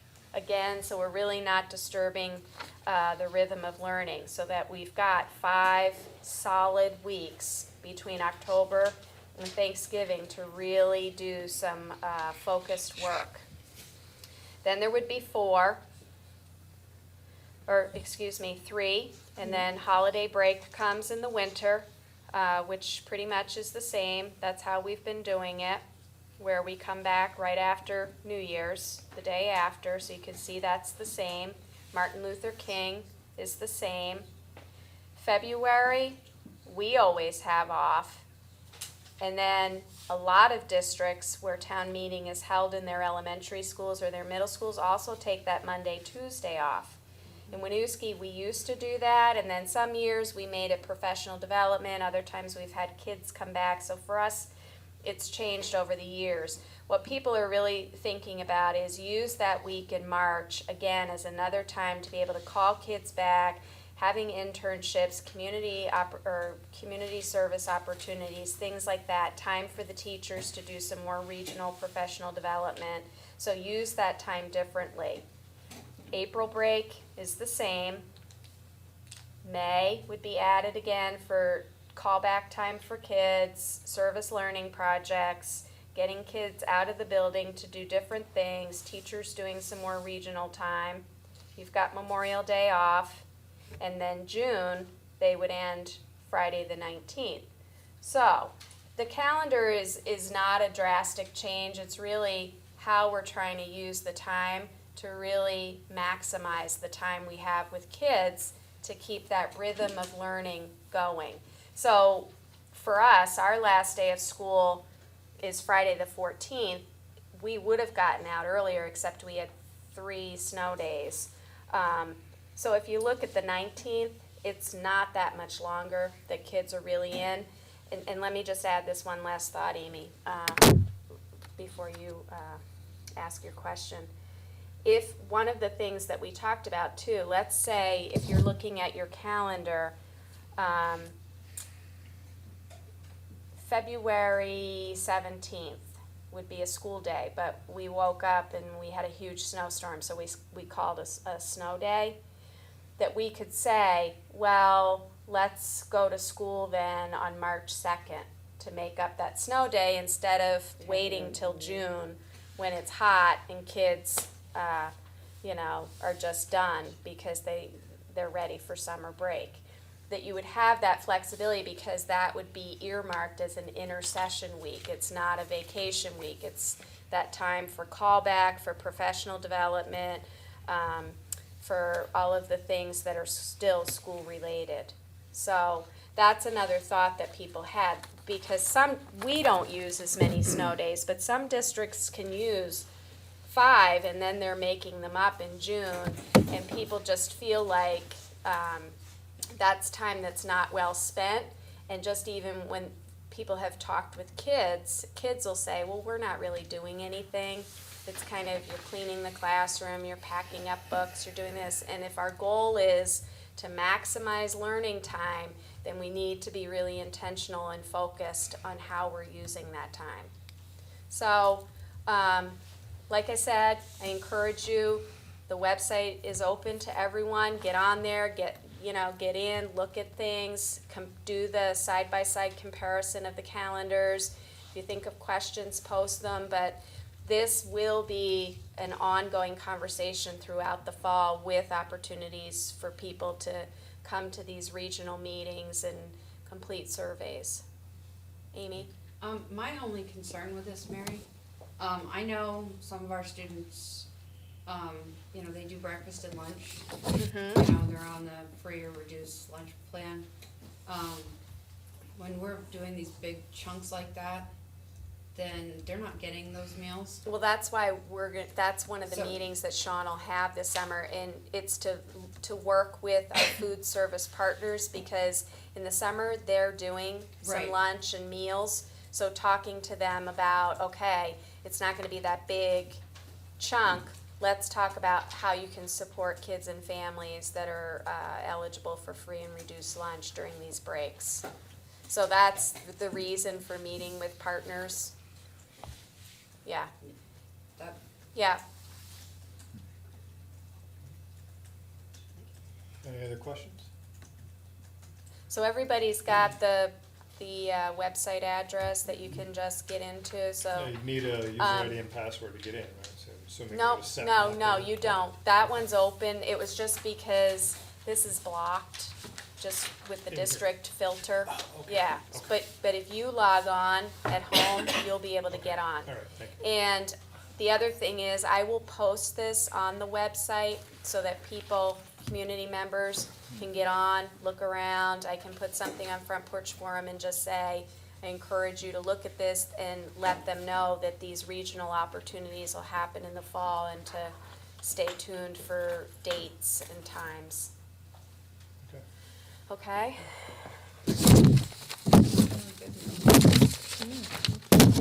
Yeah, a lot more discussion, moving toward a little closer to the year-round learning, I'm assuming as we go through Yeah, years. and this is definitely a baby step, but you're right, And that's the only way you're that's gonna gonna be get the there. goal. Yep. Okay, thank you. Was there anything else on that, Mary? No, Okay. no. Next item here then on 7B is approving a FY12 audit. And there's been some communication in through there, and Jim Ticehurst has joined us to explain one caveat I think we want to make when we accept the audit results.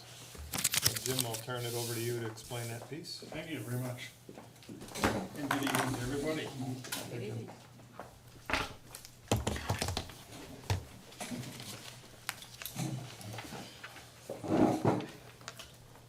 Tonight I'm here as your district treasurer to really discuss with you the FY12 audit. And some of the things that I may say to you, you may not understand. Please stop me at any time and ask me questions if you will. Let me get my paperwork and straighten it out here. There we go. So in a nutshell, where you are going is one specific piece of the audit results. Yes.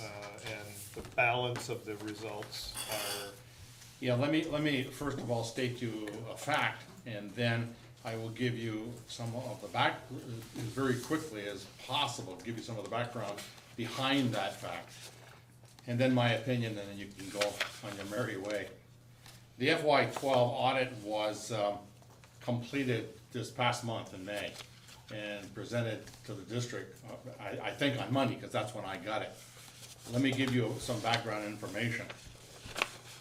As the district treasurer, one of the most important things that I do, of the very few that I do, is to make sure that we have correct bank reconciliations. If you're not familiar with a bank reconciliation, that's simply saying that the monies that are available to the district in its general fund cash account at the bank match the general fund cash account on the accounting system of the district. They're in balance, so you always know where your money is and everything flows through those.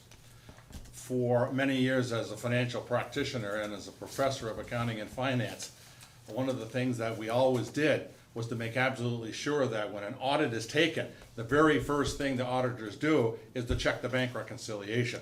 Unfortunately, it didn't happen because when I assumed the position of treasurer last July, I did the bank reconciliation of a fiscal year ending June 30, 2012. It hadn't been done, and I did it. At that point, I found out that not only was there no bank reconciliation, but the one I did didn't match the books, and when the auditors did it, it didn't match mine or the books. So then we had a three-way kind of a convoluted effort.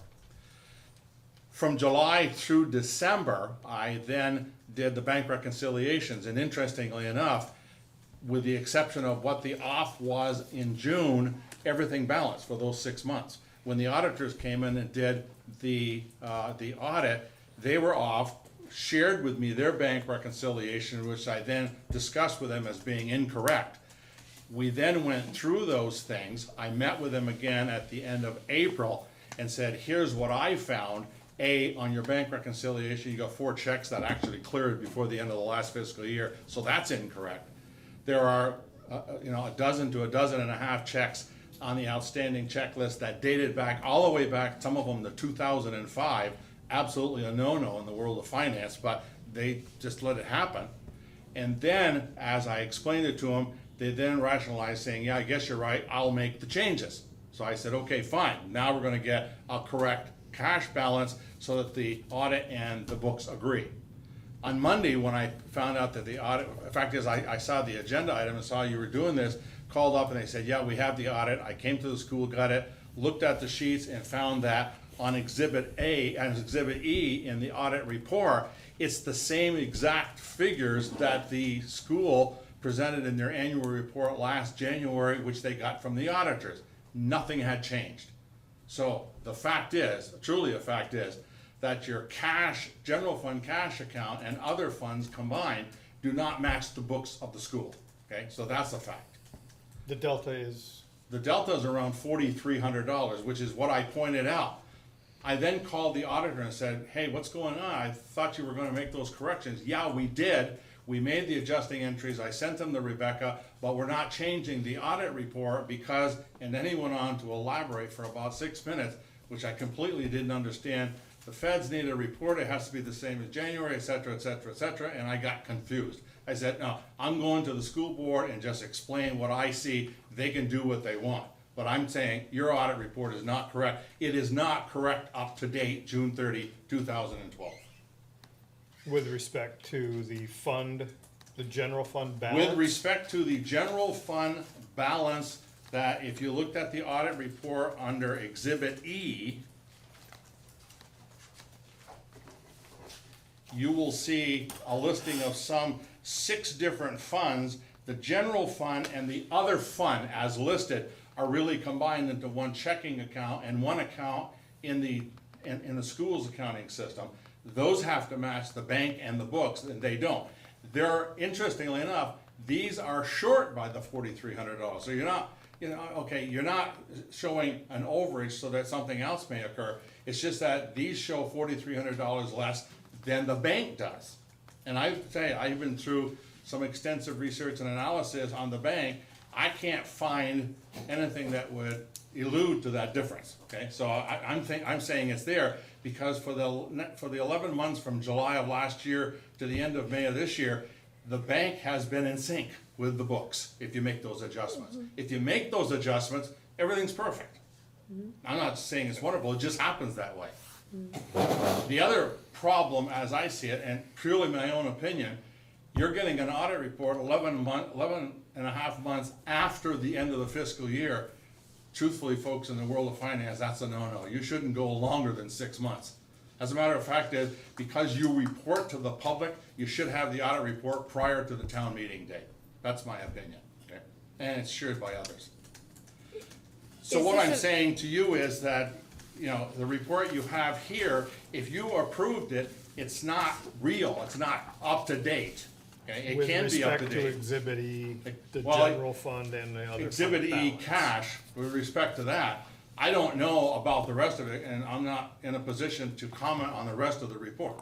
I'm just saying that cash account is not correct, it should be $4,300 more. Is this a function of the auditor, of just the? Yes. Okay. Yeah, And is this the one that we've been using for 11 years? For 15 years.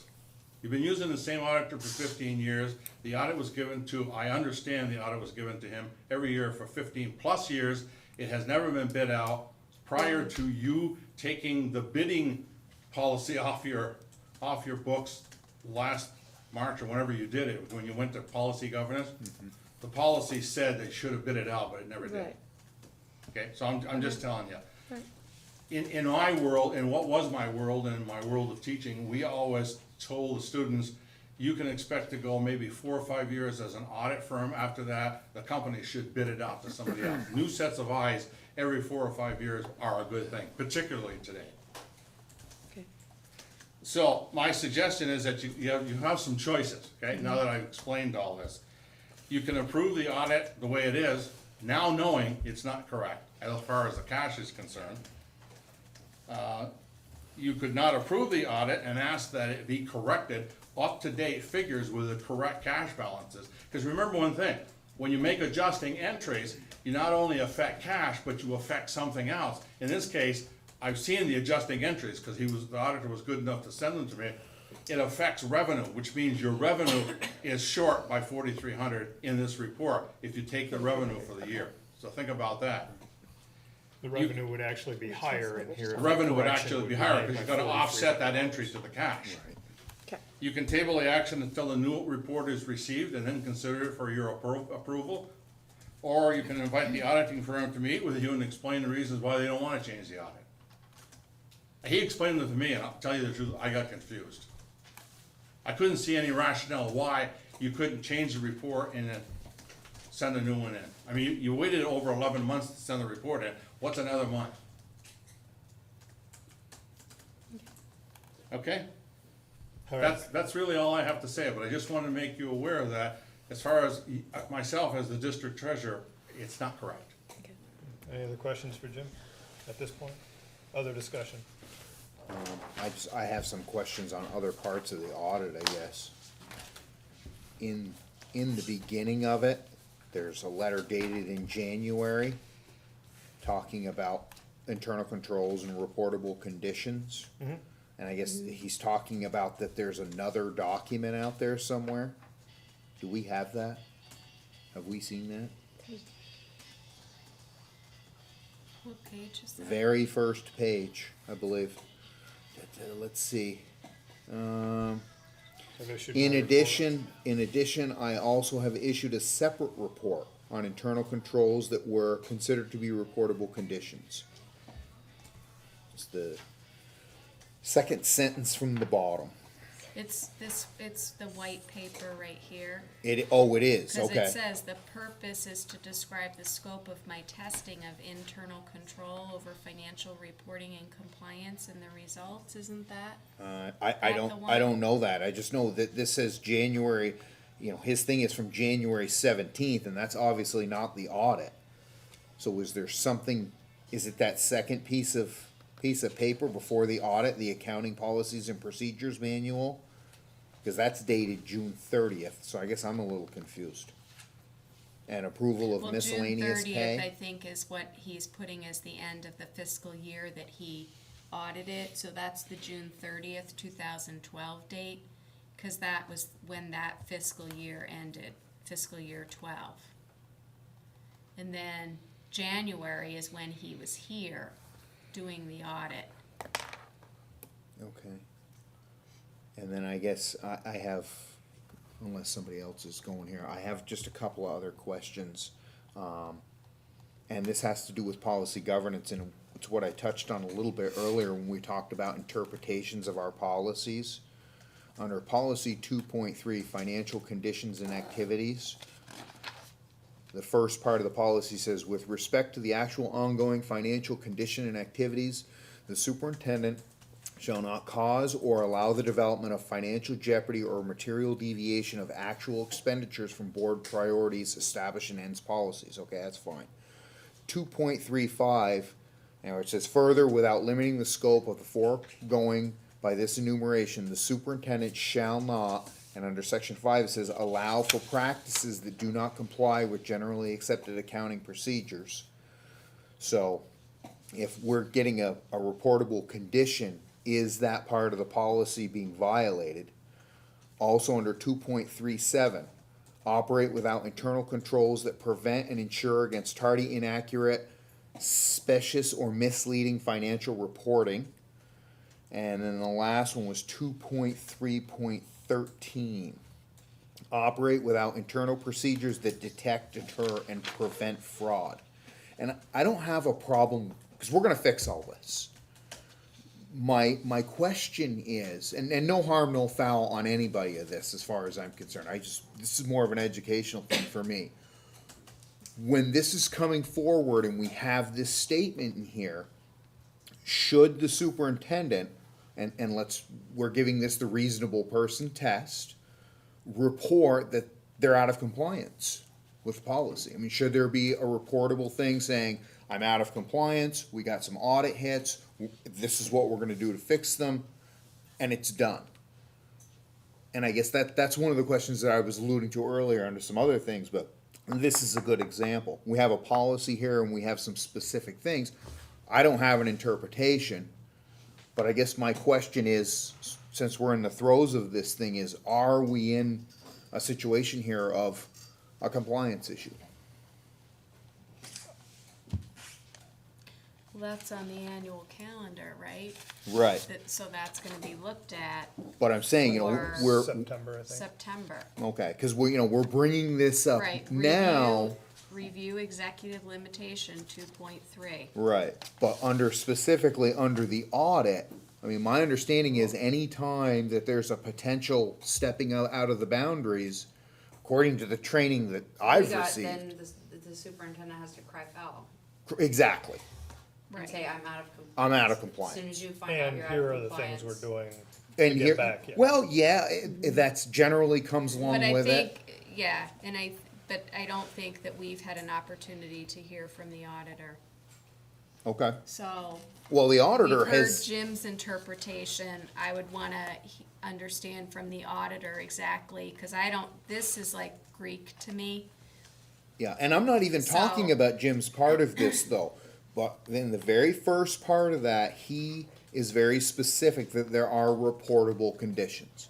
Which. My are- understanding of audits, and guys, I don't know a lot about financial stuff at all, but you have reportable conditions, and then the one thing that's worth is a material weakness. If either of those things show up on an audit, there are some financial things that need to be fixed, and I'm not saying that any of this is a big deal. My question is, and again, Mary, I'm not throwing stones at you, and this is more for the future superintendent and a conversation that we need to have, is at what point do we say, okay, you know, we've got the audit says right there, I'm putting it in front of you, there's a reportable condition, I consider myself out of compliance under policy, da-da-da-da-da-da-da-da. And I guess we keep going.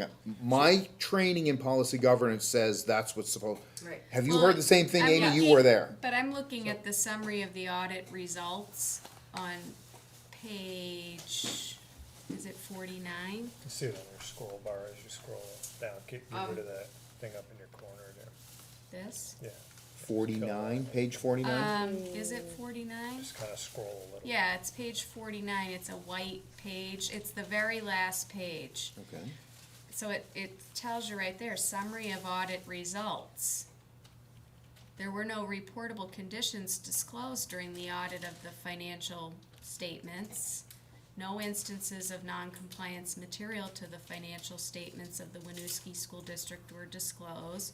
There were no reportable conditions disclosed during the audit of the major federal award programs. The auditor's report on compliance for the major federal awards of the Winooski School District expresses an unqualified opinion on all major federal programs. There are no audit findings relative to the major federal award programs, so what are the? Page 2. What I read in this, Amy, and that's exactly where I was going, is the statement that says, I've also issued a separate report on internal controls that were considered to be reportable conditions. The next page on page 2 is dated the 12th, which is 6 months prior to the report of January on page 1. And it says, does not maintain a policies and procedures manual related to its accounting and fiscal services. And I think Jim and Rebecca at this point are starting to work on exactly that item as they've been discussing that the need Right. for that is in place. So I think that's the page, that's what I read here, is that's the page that has those, accounting policies and procedures manual and approval of miscellaneous pay. So I I think guess they the, kind of fit together. so I guess the question is is everything on page 2 done? And if it's not, then is that a compliance issue? And if it is, then hooray, everything is wonderful. It's just, when I see something on the first page, and it's the first thing I'm reading, Where it says reportable. where it And says then reportable the conditions, 49th and then I page where see it what says they are places down below. in. Now, as of June 30th, or as of the presentation of this audit, everything is fixed, or everything on this second page is done, then I guess you can report compliance, because you're making the report tonight. If it's not, then I would have to say, and again, I mean, this is a Done or- learning thing, It guys, is. I'm No, not it's throwing good. stones, I'm Yeah. just saying. I think it becomes a done or in process, right? And that's It's fine, but known- it's something that, under information that should end up going to the board, you know, the board shall not be uninformed or unsupported in its work. We should be knowing that, okay, you're seeing these things here, guys, and this is where we are with them, under the auspices of keeping you informed and supported in your work. That's how I would view that, I guess.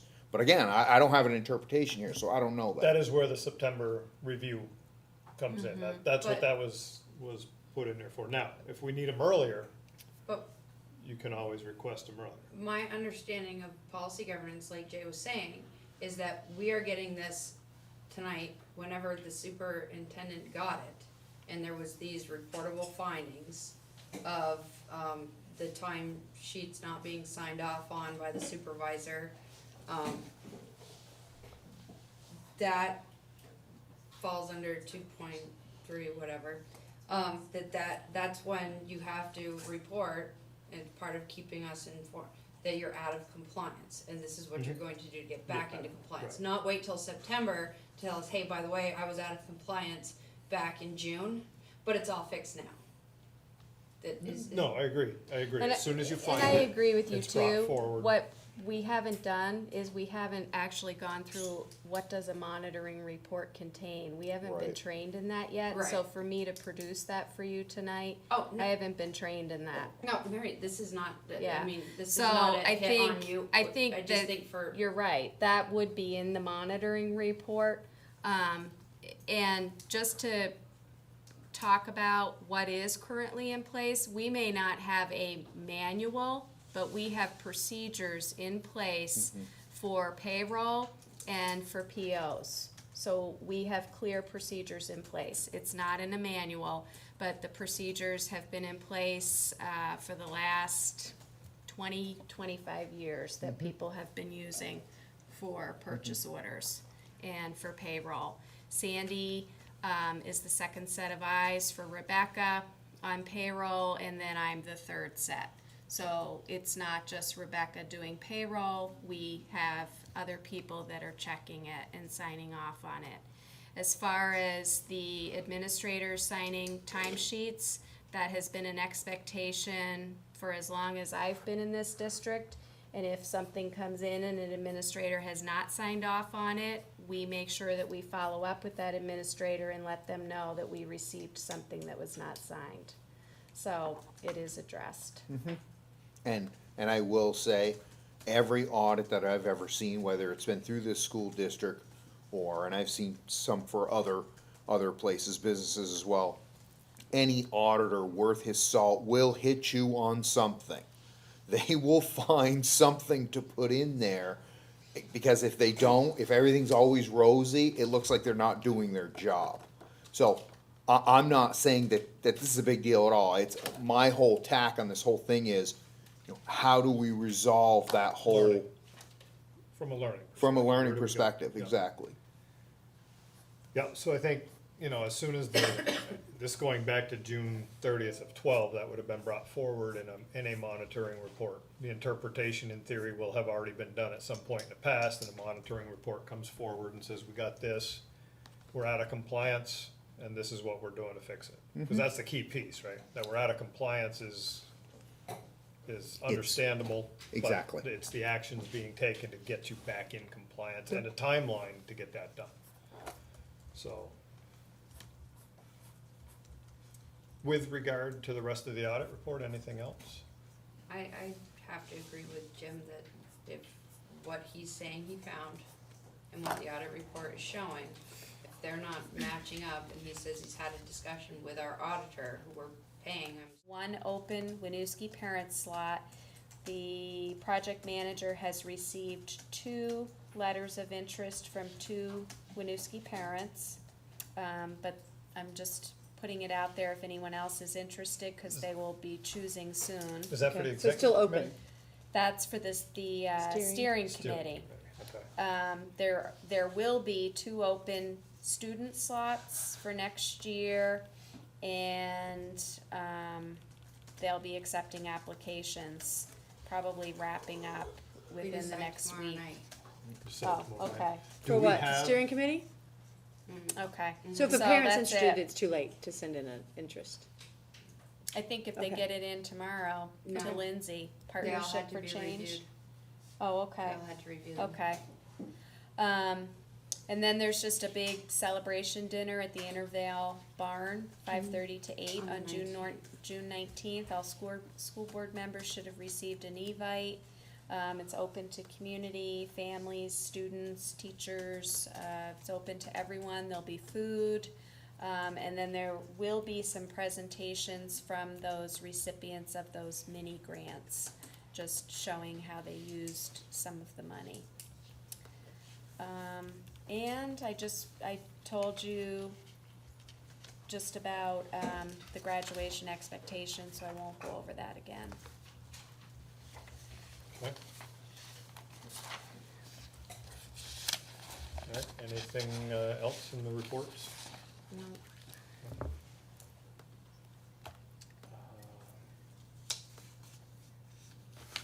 Accept a motion to accept the reports and incidental reports under section 9. So moved? Second? Second. Okay, all those in favor? Aye. Aye. Aye. Opposed? Okay. And then the last item here, other than the next agenda, which I think we've hit pretty well already, our self-assessment. So, interesting to take, I'd like to ask to take 2 minutes. I know we're running slightly behind the agenda at this point, but I'd like to take just a couple of minutes to go down through and think through them, and we can talk briefly about where we are. Can we ask questions? Yeah. Yep, I The think meeting it's, was should well be an attended open- by who? What's By that? the board or by, the meeting was well attended by who? By just board members? Community. Community? That's what they're looking for, yeah. You're looking for community? Well, I mean, that's, yeah, that's, if that's something that we. Yeah. I would give that, If we're gonna focus on one. that, that's something that. Do we have- we've Is gotta- it, less is than it one? community Can we- though? Yeah, because can we bring I our mean, family? you have to have a quorum to even run a meeting. Yeah, but we have specific policy now that, under policy governance, that speaks to board members attending regular meetings. I'm wondering if it was about the board members or if it was Yeah. like the community coming. I think, well, Either there's way. specific policy, Either yeah, way. it could be either or, I suppose. Either Okay. or. Okay. Okay.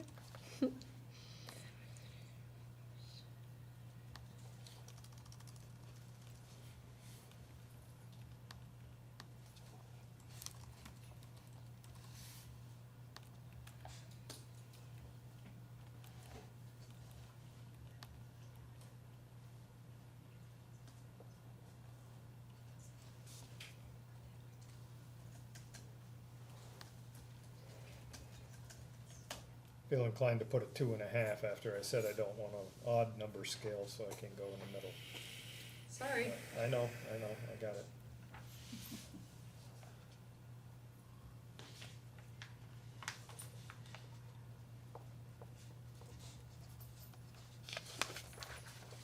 Back.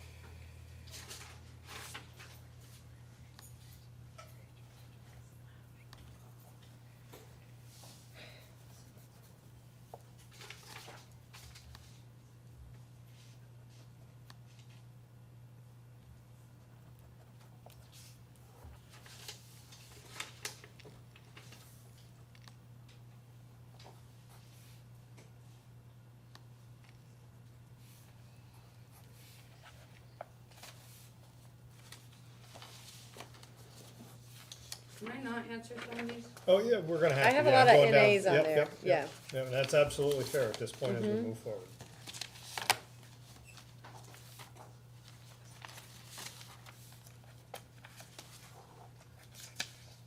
Because I think the first page is really where we'll That spend first our time. section, and yeah. are we,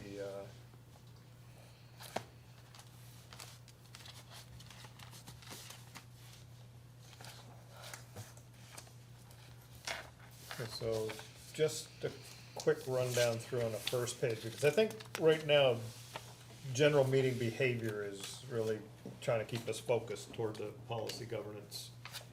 And followed its agenda and did not allow it to itself to get sidetracked. I had to say I didn't do a very good job getting some of this stuff on the agenda up front. There were a couple of things that got added, so definitely needs a little bit of work moving that. I had two, just partial. I gave you two. I did a 3. I did a 3 too. Okay, there is work to do there to Sure. keep things up to date. Well, that, and I had a lot Fight of, off. felt I had a lot of questions. Mhm. You know, I feel like in policy governance, I'm kind of groping my way a little bit, you know what I mean? If you had it perfect, you wouldn't be in this room, you'd be a year from now, or 15, 18 months from now, so I don't think that's, well planned to focus on the real work of the board. That was the intent up front, but I got it. anything different there?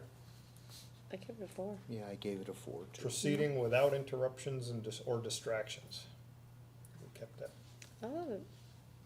pretty well on track. Distractions? Avoidable distractions? Okay.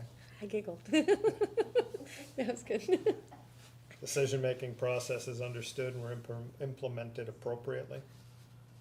So I gave it a 4. Yeah. Yeah. What'd you? And we're gonna get crisper as we go through Rosie. this. Right? So, diversity of viewpoints sought out and considered. We had, I noticed that you always make sure everyone's talked. You know, you'll go, did you have something to say? kind of more of a focus than the past, so. Yeah, definitely. I think that's great. And that's where we're gonna get the diversity. Mm-hmm. Participation balance, everyone participating, no one dominating. Well, I Mr. talk- Questionnaire. I talk way too much, so I gave us a 2 on that, and it's all my fault. It's my I 2. had given it a 2. I'm not sure I I didn't would talk take, enough. I haven't said much. I'm not so. sure I would take that as fault, though. I would No, think I it's would take not. that more as Constructive criticism. driving input, Well, driving thought. And So, driving the learning. I appreciate that you're always like, this is educational. You like, you know, what we do with like taking things as a issue of education, us learning how to do this. I appreciate that a lot. So members all listening attentively, and as each participant spoke, board members avoided I gave side that a 4. conversations. Is that one a 4? Okay. Spacing out doesn't count. It's just side No, conversations. no, it's the distraction of the side conversations. Work completed in an atmosphere of trust and openness. I gave that a 4. That's a piece that we, Yeah. yep, and we always can work on that for sure. Meeting participants treated each other with respect and courtesy. I gave that a 4. This is coming. All right, I ended up with a lot of items on the rest of it that Yeah. really, until we get into the routine Right, of it what is. we're doing and where we're going here, it's not gonna, so I'm gonna suggest at this point that we hold our discussion beyond that, because I think the rest of it is, look down through the questions, so as we move I through like time, that, we're gonna yeah. have to keep track of them. I'll collect the sheets at least for now until we find somebody who's gonna monitor these. Okay. But there's blank sheets back here. I'm gonna take a blank one and just have it so you can just Read it every night before you go to bed? twice a week. Twice. Fine. Okay, just Yeah. twice. Okay. Good.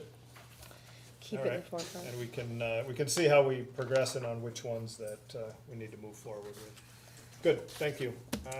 Next agenda, I've got, discussion about what is community engagement. Thank you, Amy. No Yeah. problem.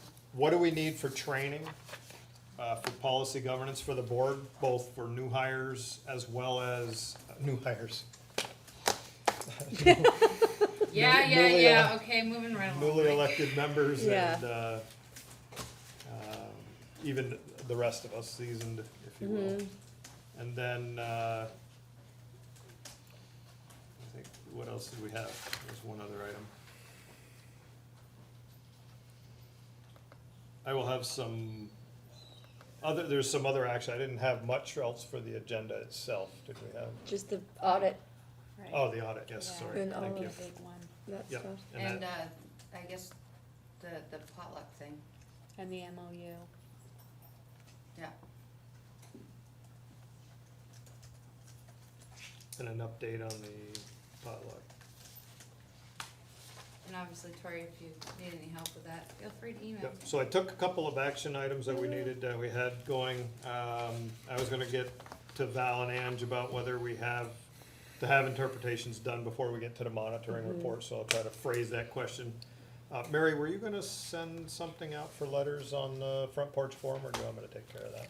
Letters. Just to note out Front Porch Forum, letters of interest for the board Yeah, I spot. wrote that down, Okay. that we would, Sandy and I would do that. Okay, We can do that tomorrow. all right. Tori, you were gonna look for a And don't facility. send them to me. Sorry. Tori, you were gonna try I'm to just find a gonna have people facilitator for the send them to community Yes. dinner. Sandy, just so. And I'm there's actually one gonna shoot for person. late July, just because, just Yep. giving us more time. Yep, and Jay, I wondered if you might just do some quick research, since that seems to be your forte on finding a new board member, just to make sure we're following what we need with letters of interest and or an interview, because I think we're heading down a If path that of or letters Mary, of you could interest and probably interview. take care of that in the central office. I mean, that's a superintendent gig anyway with the law. Yeah, what we'll do is I'll ask people to send the letters to Sandy, just so there's a point person. Yeah. She can Okay. collect them and send Mike an email to pick them up, and then Yeah. you guys can go through, you can call a special meeting and just go through and look at them. Great. And Tori, you had volunteered to help for the community dinner, whatever we needed to do get whatever going I for that, can. I can help with that too. Perfect. Good. Just one last thing, when we started policy governance, we talked about how administrators are typically not in attendance unless there's a reason for them to be present. So, given that this is the end of the school year, I feel like these guys have heard and learned about policy governance and moving forward. They would only be here if you invite them. Let's say They were invited you wanna tonight. hear from Robin about something in Right. special ed and she's gonna present to you. They would be here during the budget time to do their presentations, but otherwise you won't see them. Perfect. So, Yay for you it's guys. goodbye for them We're too. banishing them. Goodbye. They are gonna be Don't at the cry. retreat Did you have though, to go? right? The If you retreat is invite the them, retreat, yeah, if you we will- invite them, then they will be there. I think it will be. We will see them only, with invitation Oh, only. that's another thing for, Retreat is- that's I like another thing that. though for July is set the date of the August retreat. Yep. Yep. Thank you for showing us I that. wanna be invited. Now you know why. What's that? I wanna be invited only. Too bad for you.